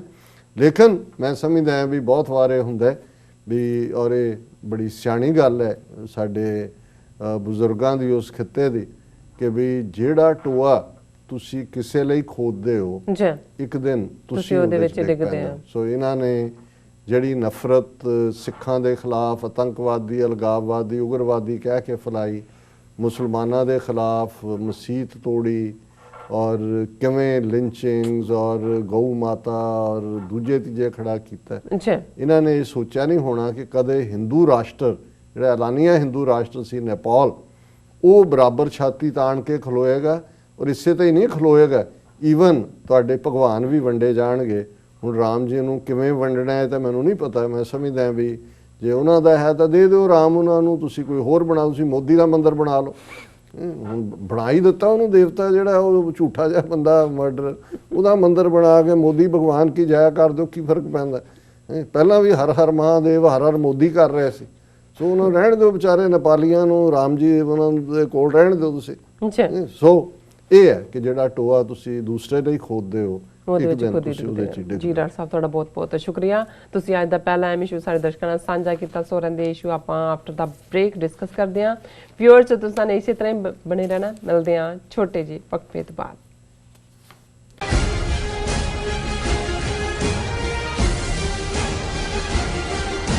2020 ਦੀ ਜਨਗਣਨਾ ਯੂਨਾਈਟਿਡ ਸਟੇਟ ਵਿੱਚ ਰਹਿੰਦੇ ਹਰ ਇੱਕ ਵਿਅਕਤੀ ਦੀ ਇੱਕ ਗਿਣਤੀ ਹੈ। 2020 ਜਨਗਣਨਾ ਬਹੁਤ ਮਹੱਤਵਪੂਰਨ ਹੈ ਅਤੇ ਗਾਈਡ ਕਰੋ ਕਿ ਕਿਵੇਂ ਪ੍ਰਤੀ ਸਾਲ $675 ਬਿਲੀਅਨ ਤੋਂ ਵੱਧ ਸੰਘੀ ਫੰਡਿੰਗ ਸਮੁਦਾਇਆਂ ਵਿੱਚ ਖਰਚ ਕੀਤੀ ਜਾਂਦੀ ਹੈ।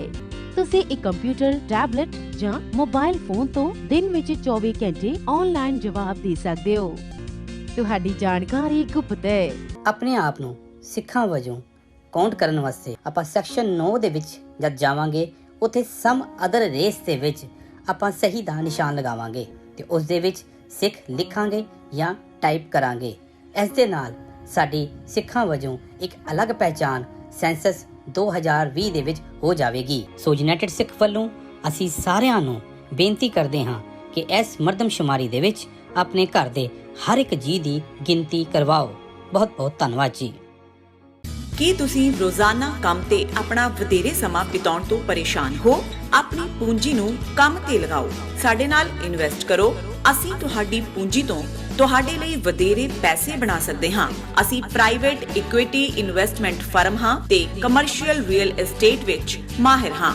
Property management, leasing, asset management, commercial real estate investment ਵਿੱਚ ਸਾਰੀਆਂ ਸੇਵਾਵਾਂ ਲਈ ਅਮਰੀਕਾ ਭਰ ਵਿੱਚੋਂ ਤੁਸੀਂ ਸਾਡੇ ਤੱਕ ਪਹੁੰਚ ਕਰ ਸਕਦੇ ਹੋ।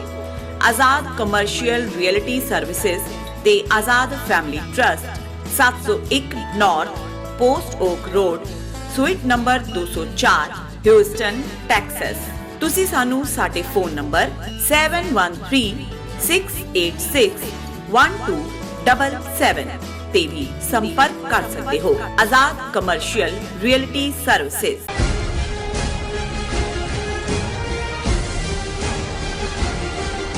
ਦਰਸ਼ਕੋ, ਬ੍ਰੇਕ ਤੋਂ ਬਾਅਦ ਤੁਹਾਡਾ ਸਭ ਦਾ ਭਰਪੂਰ ਸਵਾਗਤ ਹੈ। ਸੋ ਪਹਿਲੇ ਸੈਗਮੈਂਟ ਦੇ ਵਿੱਚ ਆਪਾਂ ਗੱਲਬਾਤ ਕੀਤੀ ਨੇਪਾਲ ਦੇ ਹਵਾਲੇ ਨਾਲ, ਐਂਡ ਦੂਸਰੇ ਸੈਗਮੈਂਟ ਦੇ ਵਿੱਚ ਆਪਾਂ ਗੱਲਬਾਤ ਕਰਨ ਜਾ ਰਹੇ ਹਾਂ ਕਿ ਭਾਰਤ ਵਿੱਚ ਮੀਡੀਆ ਦੀ ਆਵਾਜ਼ ਨੂੰ ਅਤੇ ਵਿਚਾਰਾਂ ਦੀ ਜੋ ਆਜ਼ਾਦੀ ਨੂੰ ਪੂਰੀ ਤਰ੍ਹਾਂ ਜੋ ਹੈ ਦਬਾਉਣ ਦਾ ਅਮਲ ਹੈ ਬਰਾਬਰ ਜਾਰੀ ਹੈ। ਸੋ ਹੁਣ ਬੰਬੇ ਹਾਈ ਕੋਰਟ ਨੇ ਨੋਟਿਸ ਜਾਰੀ ਕਰਕੇ ਇਹ ਕਿਹਾ ਹੈ ਕਿ ਖਾਲਿਸਤਾਨੀ ਜੋ ਪੱਖੀ ਜਿਹੜੇ ਟਵੀਟ ਨੇ ਉਹ ਬੰਦ ਕਰਵਾਏ। ਸੋ ਇਸ ਉੱਪਰ ਆਪਾਂ ਵਿਚਾਰ ਚਰਚਾ ਕਰਨ ਜਾ ਰਹੇ ਹਾਂ। ਸੋ ਅਸੀਂ ਚਾਹਾਂਗੇ ਕਿ ਤੁਸੀਂ ਸਾਡੇ ਨਾਲ ਇਸੇ ਤਰ੍ਹਾਂ ਹੀ ਬਣੇ ਰਹਿਣਾ। ਦੇਖਣ ਸੁਣਨ ਲਈ ਤੁਹਾਡਾ ਸਭ ਦਾ ਬਹੁਤ ਬਹੁਤ ਸ਼ੁਕਰੀਆ ਜੀ। ਡਾਕਟਰ ਸਾਹਿਬ, ਕੀ ਕਹਿਣਾ ਚਾਹੋਗੇ?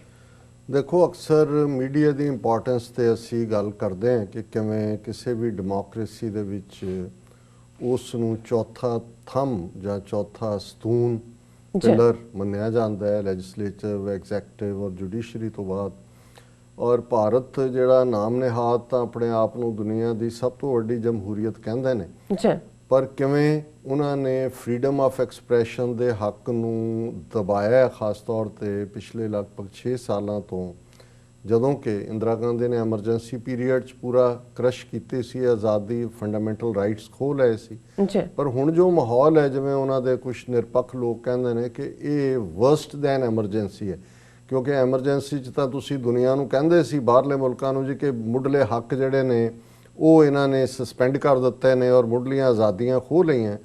ਹੁਣ ਕੋਈ ਕਨਸਟੀਟਿਊਸ਼ਨਲੀ ਇਵੇਂ ਕੀਤੇ ਬਿਨਾਂ ਹੀ ਜੋ ਕੁਝ ਹਕੂਮਤ ਮੈਜੋਰਿਟੇਰੀਅਨਿਜ਼ਮ ਦੇ ਨਾਂ ਥੱਲੇ ਕਰ ਰਹੀ ਹੈ, ਉਸ ਨੇ ਹਰ ਆਜ਼ਾਦੀ ਨੂੰ, ਉਹ ਬੋਲਣ ਦੀ ਆਜ਼ਾਦੀ ਹੈ, ਮੀਡੀਆ ਦੇ ਵਿੱਚ ਆਉਣ ਦੀ ਗੱਲ ਹੈ, ਈਵਨ ਹੈਲਥ ਔਰ ਦੂਸਰੇ ਮਾਮਲਿਆਂ 'ਚ ਜਿਹੜੇ ਲੋਕ ਆਵਾਜ਼ ਵੀ ਚੁੱਕਦੇ ਨੇ ਕਿ ਭਾਈ ਪ੍ਰੋਪਰ ਇਲਾਜ ਨਹੀਂ ਹੋ ਰਿਹਾ, ਕਰਪਸ਼ਨ, ਦਵਾਈਆਂ 4-4 ਗੁਣਾ ਵੱਧ ਵਿਕ ਰਹੀਆਂ ਨੇ। ਹੁਣ ਅਸੀਂ ਦੇਖ ਰਹੇ ਹਾਂ ਕਿ ਭਾਰਤ ਨੇ 1 ਮਿਲੀਅਨ ਕੇਸਾਂ ਦੀ ਲਾਈਨ ਕ੍ਰਾਸ ਕਰ ਲਈ ਹੈ ਔਰ ਐਵਰੀ ਡੇ 50-50 ਹਜ਼ਾਰ ਨਵੇਂ ਕੇਸ ਜਿਹੜੇ ਨੇ ਆ ਰਹੇ ਨੇ। ਲੇਕਿਨ ਜਿਹੜਾ ਇਹਦੇ ਤੇ ਆਵਾਜ਼ ਵੀ ਚੁੱਕਦਾ ਹੈ, ਉਸ ਨੂੰ ਵੀ ਚੁੱਕ ਕੇ ਅੰਦਰ ਦੇ ਦਿੱਤਾ ਜਾਂਦਾ ਹੈ। ਕਿਤੇ ਵੀ ਕੋਈ ਹੋਰ ਜਿਹੜੀ ਉਣਤਾਈ ਕੋਈ ਪੁਆਇੰਟ ਆਊਟ ਕਰਦਾ, ਉਹਨੂੰ ਵੀ ਦੇ ਦਿੱਤਾ ਜਾਂਦਾ ਹੈ। ਔਰ ਇਸ ਸਾਰੇ ਦੇ ਵਿੱਚ ਖਾਸ ਤੌਰ ਤੇ ਅਸੀਂ ਅਕਲੀਤਾਂ ਦੇ ਹਵਾਲੇ ਨਾਲ ਕਸ਼ਮੀਰ 'ਚ ਅਸੀਂ ਦੇਖ ਰਹੇ ਹਾਂ ਕਿ ਕਿਵੇਂ ਕਸ਼ਮੀਰੀਆਂ ਦੀਆਂ ਮੁੱਢਲੀਆਂ ਆਜ਼ਾਦੀਆਂ ਦਾ ਹਨਨ ਕੀਤਾ ਹੋਇਆ ਹੈ, ਜਿਹਨੂੰ ਮਰਜ਼ੀ ਪਬਲਿਕ ਸੇਫਟੀ ਐਕਟ ਦੇ ਥੱਲੇ ਚੱਕ ਲੈਂਦੇ ਨੇ। ਪੰਜਾਬ 'ਚ ਅਸੀਂ ਦੇਖਿਆ ਕਿਵੇਂ UAPA ਦਾ ਇਸਤੇਮਾਲ ਕਰਕੇ unlawful activities and prevention act ਦਾ 90 ਤੋਂ ਜ਼ਿਆਦਾ ਸਿੱਖਾਂ ਨੂੰ, 240 ਦੇ ਕਰੀਬ ਉਹਨਾਂ 'ਚ ਲੋਕ ਨੇ, ਪਰ ਕੇਸ 90 ਤੋਂ ਜ਼ਿਆਦਾ ਉਹਨਾਂ ਨੂੰ ਚੁੱਕ ਕੇ ਅੰਦਰ ਦਿੱਤਾ। ਔਰ ਹੁਣ ਸੋਸ਼ਲ ਮੀਡੀਆ ਦਾ ਅਸੀਂ ਦੇਖਦੇ ਹਾਂ ਵੀ ਆਲਰੇਡੀ ਅਸੀਂ ਤਾਂ TV 84 ਦੇ ਹਵਾਲੇ ਨਾਲ ਗੱਲ ਕਰੀਏ, ਜੂਨ ਦੇ ਪਹਿਲੇ ਹਫਤੇ ਪਾਬੰਦੀ ਲਾ ਦਿੱਤੀ ਹੈ। ਫੇਸਬੁੱਕ ਵੀ, YouTube ਵੀ, ਉੱਥੇ ਕੋਈ ਐਕਸੈਸ ਨਹੀਂ ਕਰ ਸਕਦਾ। ਇਸੇ ਤਰ੍ਹਾਂ ਬਾਕੀ ਚੈਨਲਸ ਵੀ ਜਿਹੜੇ ਮਾੜੀ ਮੋਟੀ ਪੰਥ ਦੀ ਗੱਲ ਕਰਦੇ ਸੀ। ਹੁਣ ਇਸ ਸਾਰੇ ਦੇ ਨਾਲ ਨਾਲ ਉਹਨਾਂ ਨੇ ਕਿਵੇਂ ਸਿਸਟੇਮੈਟਿਕਲੀ ਰੈਫਰੈਂਡਮ 2020 ਦੀ ਗੱਲ ਨੂੰ, ਜਿਹੜਾ ਉਹਨਾਂ ਦਾ ਇੱਕ ਮੁੱਢਲਾ ਹੱਕ ਹੈ, ਕੋਈ ਉਹਦੇ ਨਾਲ ਸਹਿਮਤ ਹੈ ਨਹੀਂ ਹੈ, ਇਹ ਬਿਸਾਈਡਸ ਦਾ ਪੁਆਇੰਟ ਹੈ, ਪਰ ਗੱਲ ਇਹ ਹੈ ਵੀ ਜੋ ਕਰ ਰਹੇ ਨੇ ਉਹ ਲੀਗਲ ਹੈ, ਇੰਟਰਨੈਸ਼ਨਲ ਲਾਅ ਦੇ ਥੱਲੇ ਲੀਗਲ ਹੈ, UN ਚਾਰਟਰ ਦੇ ਥੱਲੇ ਲੀਗਲ ਹੈ। ਔਰ ਉਹਨਾਂ ਨੇ ਕਿਵੇਂ ਉੱਥੇ ਸਿੱਖਸ ਫਾਰ ਜਸਟਿਸ ਤੇ ਪਹਿਲਾਂ ਪਾਬੰਦੀ ਲਾਈ, ਫਿਰ ਉਹਨਾਂ ਦੇ 4 ਐਕਟਿਵਿਸਟ ਨੂੰ ਦਹਿਸ਼ਤਗਰਦ ਐਲਾਨਿਆ। ਉਹਨਾਂ ਦੇ ਜਿਹੜਾ ਵੀ ਉਹ ਕੋਈ, ਕਿਉਂਕਿ 4 ਜੁਲਾਈ ਤੋਂ ਰਜਿਸਟ੍ਰੇਸ਼ਨ ਸ਼ੁਰੂ ਹੈ, ਜਿਹੜਾ ਵੀ ਕੋਈ ਉਹ ਪੋਰਟਲ ਬਣਾਉਂਦੇ ਨੇ, ਜਿਵੇਂ ਉਹਨਾਂ ਨੇ ਰਸ਼ੀਅਨ ਪੋਰਟਲ ਦੇ ਉੱਤੇ ਉਹਨੂੰ ਉੱਥੇ ਪਾਬੰਦੀ ਲਾ ਦਿੰਦੇ ਨੇ। ਲੇਕਿਨ ਇਹਦੇ ਬਾਵਜੂਦ ਫੇਸਬੁੱਕ ਤੇ ਤਾਂ ਪੇਜਿਸ ਉਹ ਇੰਨੇ ਅਲਟਰਨੇਟ ਉਹਨਾਂ ਨੂੰ ਇਸਤੇਮਾਲ ਕਰਨੇ ਪੈਂਦੇ ਨੇ ਗੱਲ ਕਰਨ ਦੇ ਲਈ, ਉਹ ਸਮਝਦੇ ਨੇ ਸਿਸਟਮ ਨੂੰ। ਲੇਕਿਨ ਉਹਨਾਂ ਨੇ ਈਵਨ ਟਵਿੱਟਰ, ਕਿਉਂਕਿ ਟਵਿੱਟਰ ਦੇ ਉੱਤੇ ਜਦੋਂ ਤੁਸੀਂ ਟਵਿੱਟਰ ਕਰਦੇ ਹੋ, ਉਹਦਾ ਇੱਕ ਟ੍ਰੈਂਡ ਹੈਸ਼ਟੈਗ ਸ਼ੁਰੂ ਹੋ ਜਾਂਦਾ ਹੈ, ਉਸ ਸਾਰੇ ਨੂੰ ਤੁਸੀਂ ਅੱਗੇ ਕਰਦੇ ਹੋ। ਹੁਣ ਇਹਨਾਂ ਦੇ BJP ਦੇ ਇੱਕ MP ਨੇ ਬੰਬੇ ਹਾਈ ਕੋਰਟ ਦੇ ਵਿੱਚ ਇਹ ਪਟੀਸ਼ਨ ਕੀਤੀ, ਪਬਲਿਕ ਇੰਟਰਸਟ ਲਿਟੀਗੇਸ਼ਨ। ਉਹਨਾਂ ਨੇ ਕਿਹਾ ਜੀ ਜਿਹੜਾ ਟਵਿੱਟਰ ਹੈ ਇਹ ਤਾਂ ਪ੍ਰਮੋਟ ਕਰ ਰਿਹਾ ਸੈਪਰੇਟਿਸਟ ਏਜੰਡੇ ਨੂੰ। ਹੁਣ ਦੇਖਣ ਵਾਲੀ ਗੱਲ ਇਹ ਹੈ ਵੀ ਤੁਸੀਂ ਇੰਟਰਨੈਸ਼ਨਲ ਲਾਅ ਵੀ ਛੱਡ ਦਿਓ, ਭਾਰਤ ਦਾ ਆਪਣਾ ਕਨਸਟੀਟਿਊਸ਼ਨ ਜਿਹਦੇ ਥੱਲੇ ਇਹ ਫੈਸਲਾ ਸੁਪਰੀਮ ਕੋਰਟ ਦਾ ਹੈ ਕਿ ਪੀਸਫੁਲ ਤਰੀਕੇ ਦੇ ਨਾਲ ਖਾਲਿਸਤਾਨ ਕਹਿਣਾ ਕੋਈ ਕਾਨੂੰਨ ਦੀ ਵਾਇਓਲੇਸ਼ਨ ਨਹੀਂ ਹੈ। ਔਰ ਇਹਦੇ ਥੱਲੇ ਜਿਹੜੇ ਕੇਸ ਸੈਡੀਸ਼ਨ ਦੇ ਪੰਜਾਬ 'ਚ ਦਰਜ ਹੁੰਦੇ ਰਹੇ ਨੇ, ਆਪਣੇ ਸ਼੍ਰੋਮਣੀ ਅਕਾਲੀ ਦਲ ਅੰਮ੍ਰਿਤਸਰ ਜਾਂ ਹੋਰ ਐਕਟਿਵਿਸਟ, ਉਹ ਸਾਰੇ ਕੇਸ ਇਸ ਲਈ ਟੁੱਟ ਜਾਂਦੇ ਰਹੇ ਕਿ ਸੁਪਰੀਮ ਕੋਰਟ ਦੀ ਉਹ ਇੱਕ ਪ੍ਰੈਸੀਡੈਂਟ ਸੈਟਿੰਗ ਜਿਹੜੀ ਹੈ, ਉਹ ਇੱਕ ਜਜਮੈਂਟ ਹੈ, ਜਸਟਿਸ ਮਾਰਕੰਡੇ ਕਾਟਜੂ ਉਸ ਬੈਂਚ ਤੇ ਸੀ ਜਿਹਨੇ।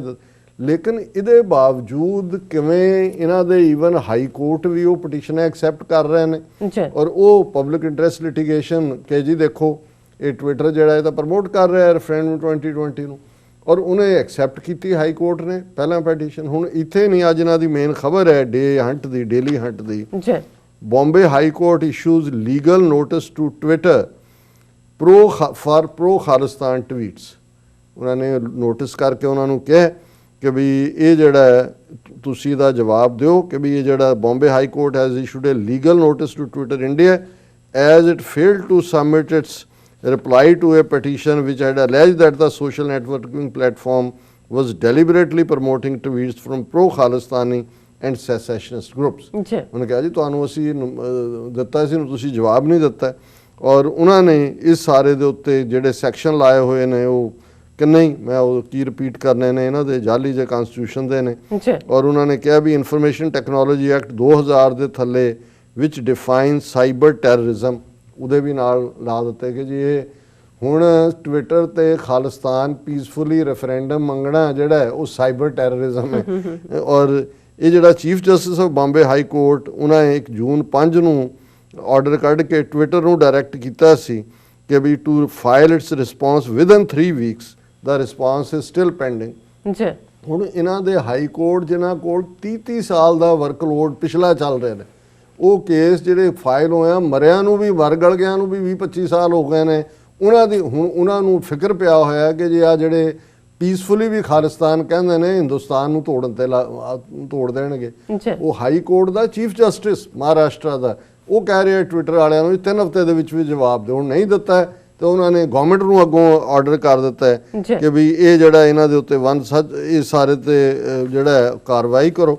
ਔਰ ਇਸ ਸਾਰੇ ਤੇ ਇਹੀ ਇਸ ਸਾਰੇ ਦੇ ਹਵਾਲੇ ਨਾਲ ਹੈ। ਔਰ ਬਾਕੀ ਤਾਂ ਕਿੰਨੇ ਹੀ ਹੋਰ ਪ੍ਰਾਈਵੇਟ ਪੇਜ ਜਿਹੜੇ ਖਾਲਿਸਤਾਨ ਦੀ ਗੱਲ ਕਰਦੇ ਨੇ ਫੇਸਬੁੱਕ ਤੇ ਦੂਸਰੀਆਂ ਥਾਵਾਂ ਤੇ ਉਹਨਾਂ ਨੇ ਜਿਹੜਾ ਉੱਥੇ ਬੈਨ ਕੀਤੇ ਹੋਏ ਨੇ YouTube ਤੇ। ਔਰ ਇਹ ਖਬਰ ਕੱਲੀ ਖਾਲਿਸਤਾਨ ਦੇ ਹਵਾਲੇ ਨਾਲ ਹੀ ਨਹੀਂ ਹੈ, ਜਿਹੜੀ ਇੱਕ ਖਬਰ ਪਿਛਲੇ ਦਿਨਾਂ 'ਚ ਬਹੁਤ ਸਾਰੇ ਮੀਡੀਆ 'ਚ ਵੀ ਡਿਸਕਸ ਹੋਈ, PTI ਇਹਨਾਂ ਦੀ ਆਪਣੀ news agency press trust of India, ਜਿਹਨੇ ਇੱਕ ਚਾਈਨੀਜ਼ ਐਂਬੈਸਡਰ ਦਾ ਇੰਟਰਵਿਊ ਕੀਤਾ ਇਹ ਬੈਲੈਂਸ ਦੱਸਣ ਦੇ ਲਈ। ਉਹ ਵੀ ਦੁਨੀਆ ਨੂੰ ਥੋੜਾ ਬਹੁਤ ਦੱਸਣਾ ਚਾਹੁੰਦੇ ਨੇ ਕਿ ਜੇ ਇਹਨਾਂ ਦੀ ਸਾਈਡ ਇਹ ਹੈ, ਉਹਦੇ ਤੇ ਹੀ ਉਹਨਾਂ ਨੇ ਪੂਰਾ ਐਕਟ ਕੀਤਾ। ਔਰ ਇਹ ਹੈ ਕਿ ਵੀ ਪ੍ਰੈਸ ਟਰਸਟ ਆਫ ਇੰਡੀਆ ਇਸ ਦੇ ਉੱਤੇ ਉਹਨਾਂ ਨੇ fine land and development office which comes under union ministry of housing and urban affairs has sent a notice to news agency PTI demanding it to cough up more than rupees 84 crore as penalty. The notice issued dated July 7th says penalty has been imposed due to breaches at its office in Delhi. ਤੁਸੀਂ ਬਹਾਨਾ ਹੀ ਬਣਾਉਣਾ 84 ਕਰੋੜ ਦਾ ਆਪਣੀ news agency ਨੂੰ, ਕਿਉਂਕਿ ਉਹਦੇ ਤੋਂ ਇਹ ਖਹਿੜਾ ਛੁਡਾਉਣਾ ਚਾਹੁੰਦੇ ਨੇ ਔਰ ਉਸ ਸਾਰੇ ਦੇ ਉੱਤੇ ਉਹ ਆਪਣਾ ਪੂਰਾ ਅੱਗੋਂ ਕਬਜ਼ਾ ਜਮਾਉਣਾ ਚਾਹੁੰਦੇ ਨੇ। ਔਰ ਥੱਲੇ ਦੀ ਡੀਟੇਲ ਹੈ ਕਿ ਭਾਈ ਉਹ ਜਿਹੜਾ ਇੰਟਰਵਿਊ ਕੀਤਾ ਉਹੀ ਉਹਨਾਂ ਦੀ ਗਲੇ ਦੀ ਹੱਡੀ ਬਣ ਗਏ। ਔਰ ਇਸ ਸਾਰੇ ਦੇ ਨਾਲ ਜਦੋਂ ਅਸੀਂ ਦੇਖਦੇ ਹਾਂ ਵੀ ਇਹਨਾਂ ਨੇ ਜਿਹੜਾ ਪ੍ਰਸਾਰ ਭਾਰਤੀ ਬਣਾਇਆ ਹੋਇਆ ਜਿਹਦੇ ਥੱਲੇ ਸਾਰਾ ਉਹਦੇ ਸਭ ਥਾਵਾਂ ਤੇ RSS ਦੇ ਬੰਦੇ ਫਿੱਟ ਕੀਤੇ ਜਾ ਰਹੇ ਨੇ। RSS influence over government institution grows with new IIMC and Prasar Bharati appointments. ਇਹ ਆਪੋਜੀਸ਼ਨ ਵਾਲੇ ਵੀ ਕਹਿ ਰਹੇ ਨੇ ਔਰ ਦੂਸਰੇ ਵੀ ਕਹਿ ਰਹੇ ਨੇ ਕਿ ਭਾਈ ਇਹਨਾਂ ਨੇ ਇਹ ਪ੍ਰਸਾਰ ਭਾਰਤੀ ਹੋਏ, ਮਿਨਿਸਟਰੀ ਆਫ ਕਲਚਰ ਹੋਏ, Indira Gandhi national centre for arts ਹੋਏ, ਲਲਿਤ ਕਲਾ ਅਕੈਡਮੀ ਹੋਏ, Center for Cultural Resources and Training ਹੋਏ, all have its office bearers those who are with the RSS backgrounds।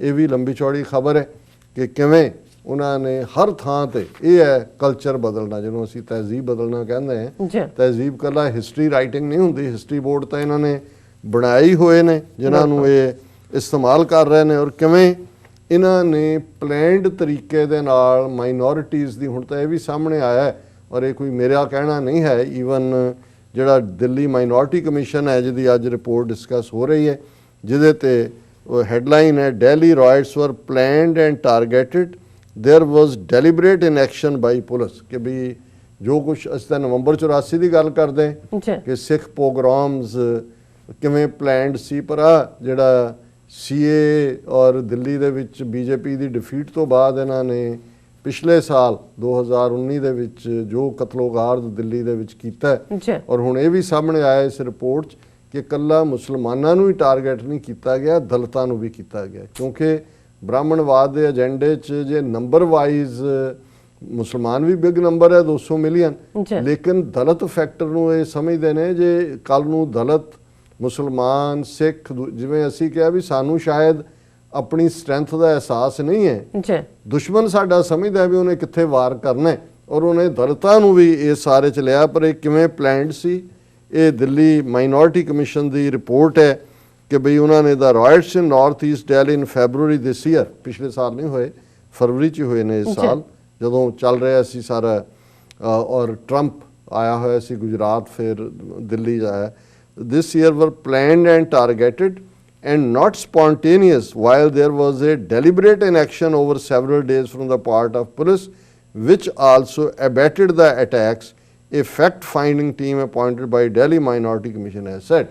ਹੁਣ ਇਹ ਤਾਂ ਵੀਡੀਓ ਸਾਹਮਣੇ ਨੇ ਕਿ ਜਿਨ੍ਹਾਂ ਮੁਸਲਮਾਨਾਂ ਨੂੰ ਮਾਰਿਆ ਗਿਆ, ਲਿੰਚ ਕੀਤਾ ਗਿਆ, ਜੀ ਮਾਰਨ ਤੋਂ ਪਹਿਲਾਂ ਉਹਨਾਂ ਤੋਂ ਜੈ ਸ਼੍ਰੀ ਰਾਮ ਦੇ ਨਾਅਰੇ ਲਵਾਏ ਗਏ। ਦੇਖੋ ਇਹ ਵੀ ਹੈ ਕਿ ਦਿੱਲੀ ਦੇ ਜਿਹੜੇ ਸਕੂਲਾਂ 'ਚ ਬੱਸਾਂ ਯੂਪੀ ਤੋਂ ਲਿਆ ਕੇ ਇੱਕ ਰਾਤ ਪਹਿਲਾਂ ਦੇ ਰੱਖੇ ਹੋਏ ਸੀ, ਕਿਵੇਂ ਟਾਰਗੇਟ ਉਹੀ ਨਵੰਬਰ 84 'ਚ ਕਿਵੇਂ ਸਿੱਖਾਂ ਦੇ ਘਰ ਲੱਭ ਕੇ ਕਿਵੇਂ ਇਹਨਾਂ ਨੇ ਮਸਜਿਦ ਦੇ ਉੱਤੇ ਆਪਣਾ ਭਗਵਾ ਝੰਡਾ ਲਾਇਆ, ਜੀ ਔਰ ਕਿਵੇਂ ਇਹਨਾਂ ਨੇ, ਇਹ ਤਾਂ ਸਿੱਖ ਖਲੋ ਗਏ ਕਿਉਂਕਿ ਕੁਛ ਆਬਾਦੀਆਂ ਨਾਲ ਸੀ, ਸੇਫ ਵੀ ਕੀਤਾ ਮੁਸਲਮਾਨਾਂ ਨੂੰ, ਔਰ ਕਿਸੇ ਹੱਦ ਤੱਕ ਜਿਹੜੇ ਕੁਛ ਹੋਰ ਵੀ ਇਨਸਾਨੀ ਹੱਕਾਂ ਨੂੰ ਪਿਆਰ ਕਰਨ ਵਾਲੇ ਲੋਕ ਸੀ ਉਹਨਾਂ ਨੇ ਆਵਾਜ਼ ਚੁੱਕੀ, ਸੋਸ਼ਲ ਮੀਡੀਆ ਤੇ ਵੀ ਰੌਲਾ ਪਿਆ, ਜੀ ਔਰ ਕੁਛ ਥਾਵਾਂ ਤੇ ਉਹਨਾਂ ਨੇ ਫਿਰ ਮੁਕਾਬਲਾ ਵੀ ਕੀਤਾ, ਕਿਉਂਕਿ ਬਿਲਕੁਲ।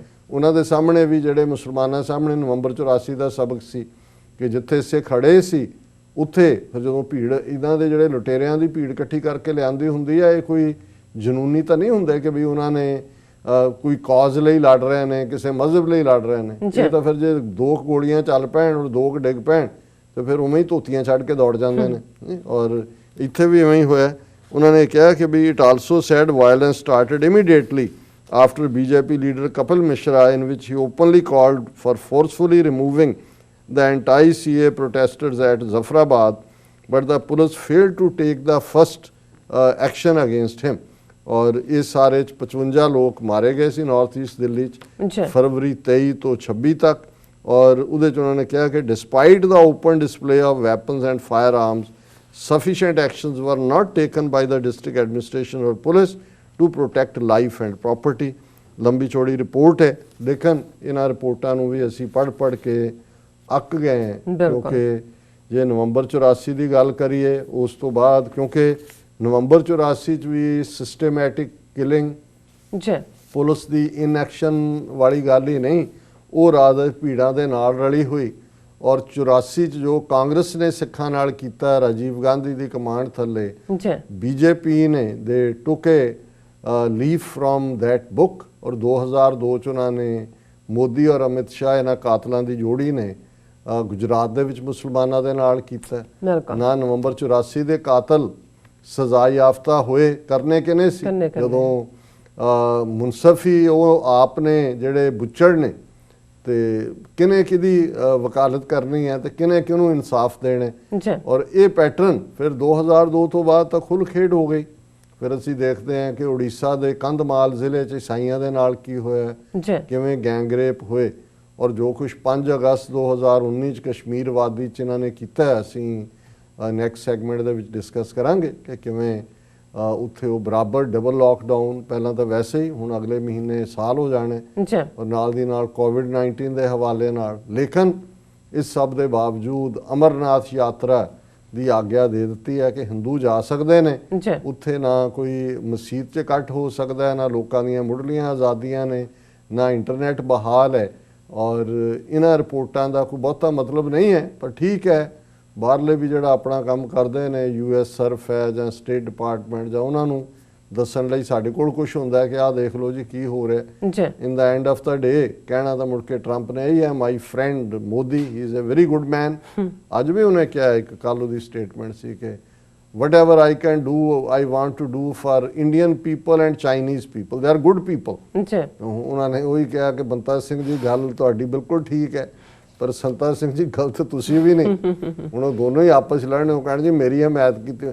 ਸੋ ਇੰਨਾ ਉਹਨਾਂ 'ਚ ਅਹਿਸਾਸੇ ਕਮਤਰੀ ਹੈ, ਇਨਫੀਰੀਅਰਟੀ ਕੰਪਲੈਕਸ ਹੈ ਇੰਡੀਅਨਸ 'ਚ ਜੀ ਕਿ ਇੱਥੇ ਕਿਸੇ ਤੁਰੇ ਜਾਂਦੇ ਗੋਰੇ ਰੰਗ ਦੇ ਕੁੱਤੇ ਦੇ ਮੂੰਹੋਂ ਵੀ ਇੰਡੀਆ ਨਿਕਲ ਜਾਏ ਨਾ, ਉਹਦੇ ਗਲ 'ਚ ਵੀ ਫੁੱਲ ਦਾ ਹਾਰ ਪਾ ਕੇ ਉਹਦੀ ਵੀ ਆਰਤੀ ਕਰਨ ਲੱਗ ਜਾਂਦਾ ਕਿ ਵੀ ਇਹਨੇ ਇੰਡੀਆ ਗਿਆ ਹੈ। ਭਾਵੇਂ ਉਹ ਉਲਟੀ ਕਰਦੇ ਨੇ, ਉਹਦੀ ਆਵਾਜ਼ 'ਚੋਂ ਹੀ ਇੰਡੀਆ ਬਣ ਗਿਆ। ਜੀ ਸੋ ਇਵੇਂ ਹੀ ਜਦੋਂ ਕੋਈ ਮੋਦੀ ਦੇ ਲਈ ਕੋਈ ਲਫ਼ਜ਼, ਇਹ ਫਿਰ ਉਹਨਾਂ ਦਾ ਮੀਡੀਆ ਐਸਾ ਪੂਰਾ ਉਹਦੇ ਤੇ ਰੌਲੇ ਤੇ ਹੁੰਦਾ ਹੈ ਕਿ ਜੀ ਪੂਰੀਆਂ ਹੈਡਲਾਈਨਸ ਲਾਈਆਂ ਹੁੰਦੀਆਂ ਕਿ ਜੀ ਦੇਖੋ ਅੱਜ ਟਰੰਪ ਨੇ ਜਿਹੜਾ ਬਿਲਕੁਲ ਸਿਫਤ ਕਰ ਦਿੱਤੀ ਹੈ, ਔਰ ਉਹਨੇ ਇਹ ਕਿਹਾ ਕਿ ਜੀ ਮੈਂ ਮੋਦੀ ਔਰ ਮੈਂ ਇੰਡੀਆ ਦੇ ਲੋਕਾਂ, ਹਾਲਾਂਕਿ ਉਹਨੇ ਜੇ ਤੁਸੀਂ ਉਹਦੀ ਸਟੇਟਮੈਂਟ ਦੇਖਦੇ ਹੋ ਤਾਂ ਉਹਨੇ ਚਾਈਨਾ ਨੂੰ ਨਾਲ ਬਰਾਬਰ ਬੈਲੈਂਸ ਰੱਖ ਕੇ ਕਿਹਾ ਕਿ ਵੀ ਜਿਹੜਾ ਇੰਡੀਆ ਔਰ ਚਾਈਨਾ ਦੇ ਲੋਕਾਂ ਨੂੰ, ਹਾਂ ਇਹ ਮੈਨੂੰ ਮਿਲ ਗਈ ਸਟੇਟਮੈਂਟ, ਉਸ ਨੇ ਕਿਹਾ want to do everything possible to keep peace for people of India China. Trump ਮਤਲਬ ਉੱਥੇ ਜੁੱਤੀਆਂ ਖਾ ਕੇ ਕੁੱਟ ਖਾ ਕੇ ਇਹ ਕਹਿ ਰਿਹਾ over the past several weeks the Trump administration has come out in support of India against ਇਹ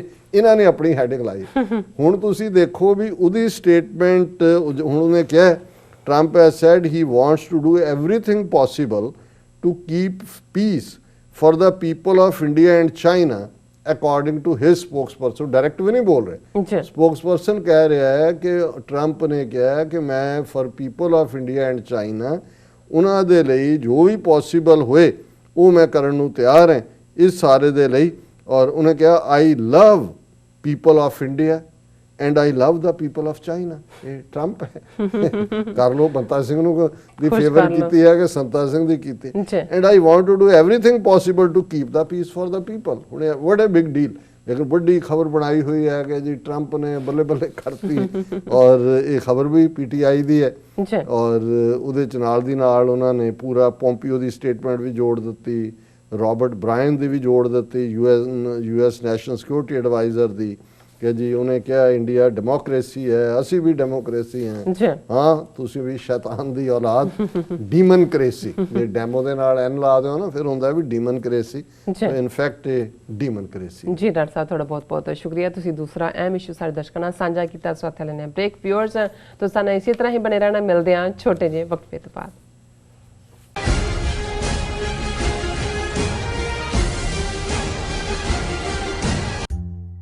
ਇਹ ਦੋ ਵਿਚਾਰਧਾਰਾਵਾਂ ਵਿਚਾਲੇ ਟੱਕਰ ਦੀ ਵਾਰਤਾ ਹੈ। ਇਹ ਕਿਤਾਬ ਪੁਜਾਰੀ ਦੀ ਸਮਰੱਥਾ ਤੇ ਤਿੱਖਾ ਪ੍ਰਹਾਰ ਕਰਦੀ ਹੈ। ਨਾਸਤਕ ਵਿਚਾਰਧਾਰਾ ਵਾਲਿਆਂ ਵੱਲੋਂ ਉਠਾਏ ਗਏ ਸਵਾਲ ਗੁਰੂ ਨਾਨਕ ਸਾਹਿਬ ਜੀ ਦੇ ਸਵਾਲਾਂ ਨਾਲ ਬਹੁਤ ਮੇਲ ਖਾਂਦੇ ਹਨ।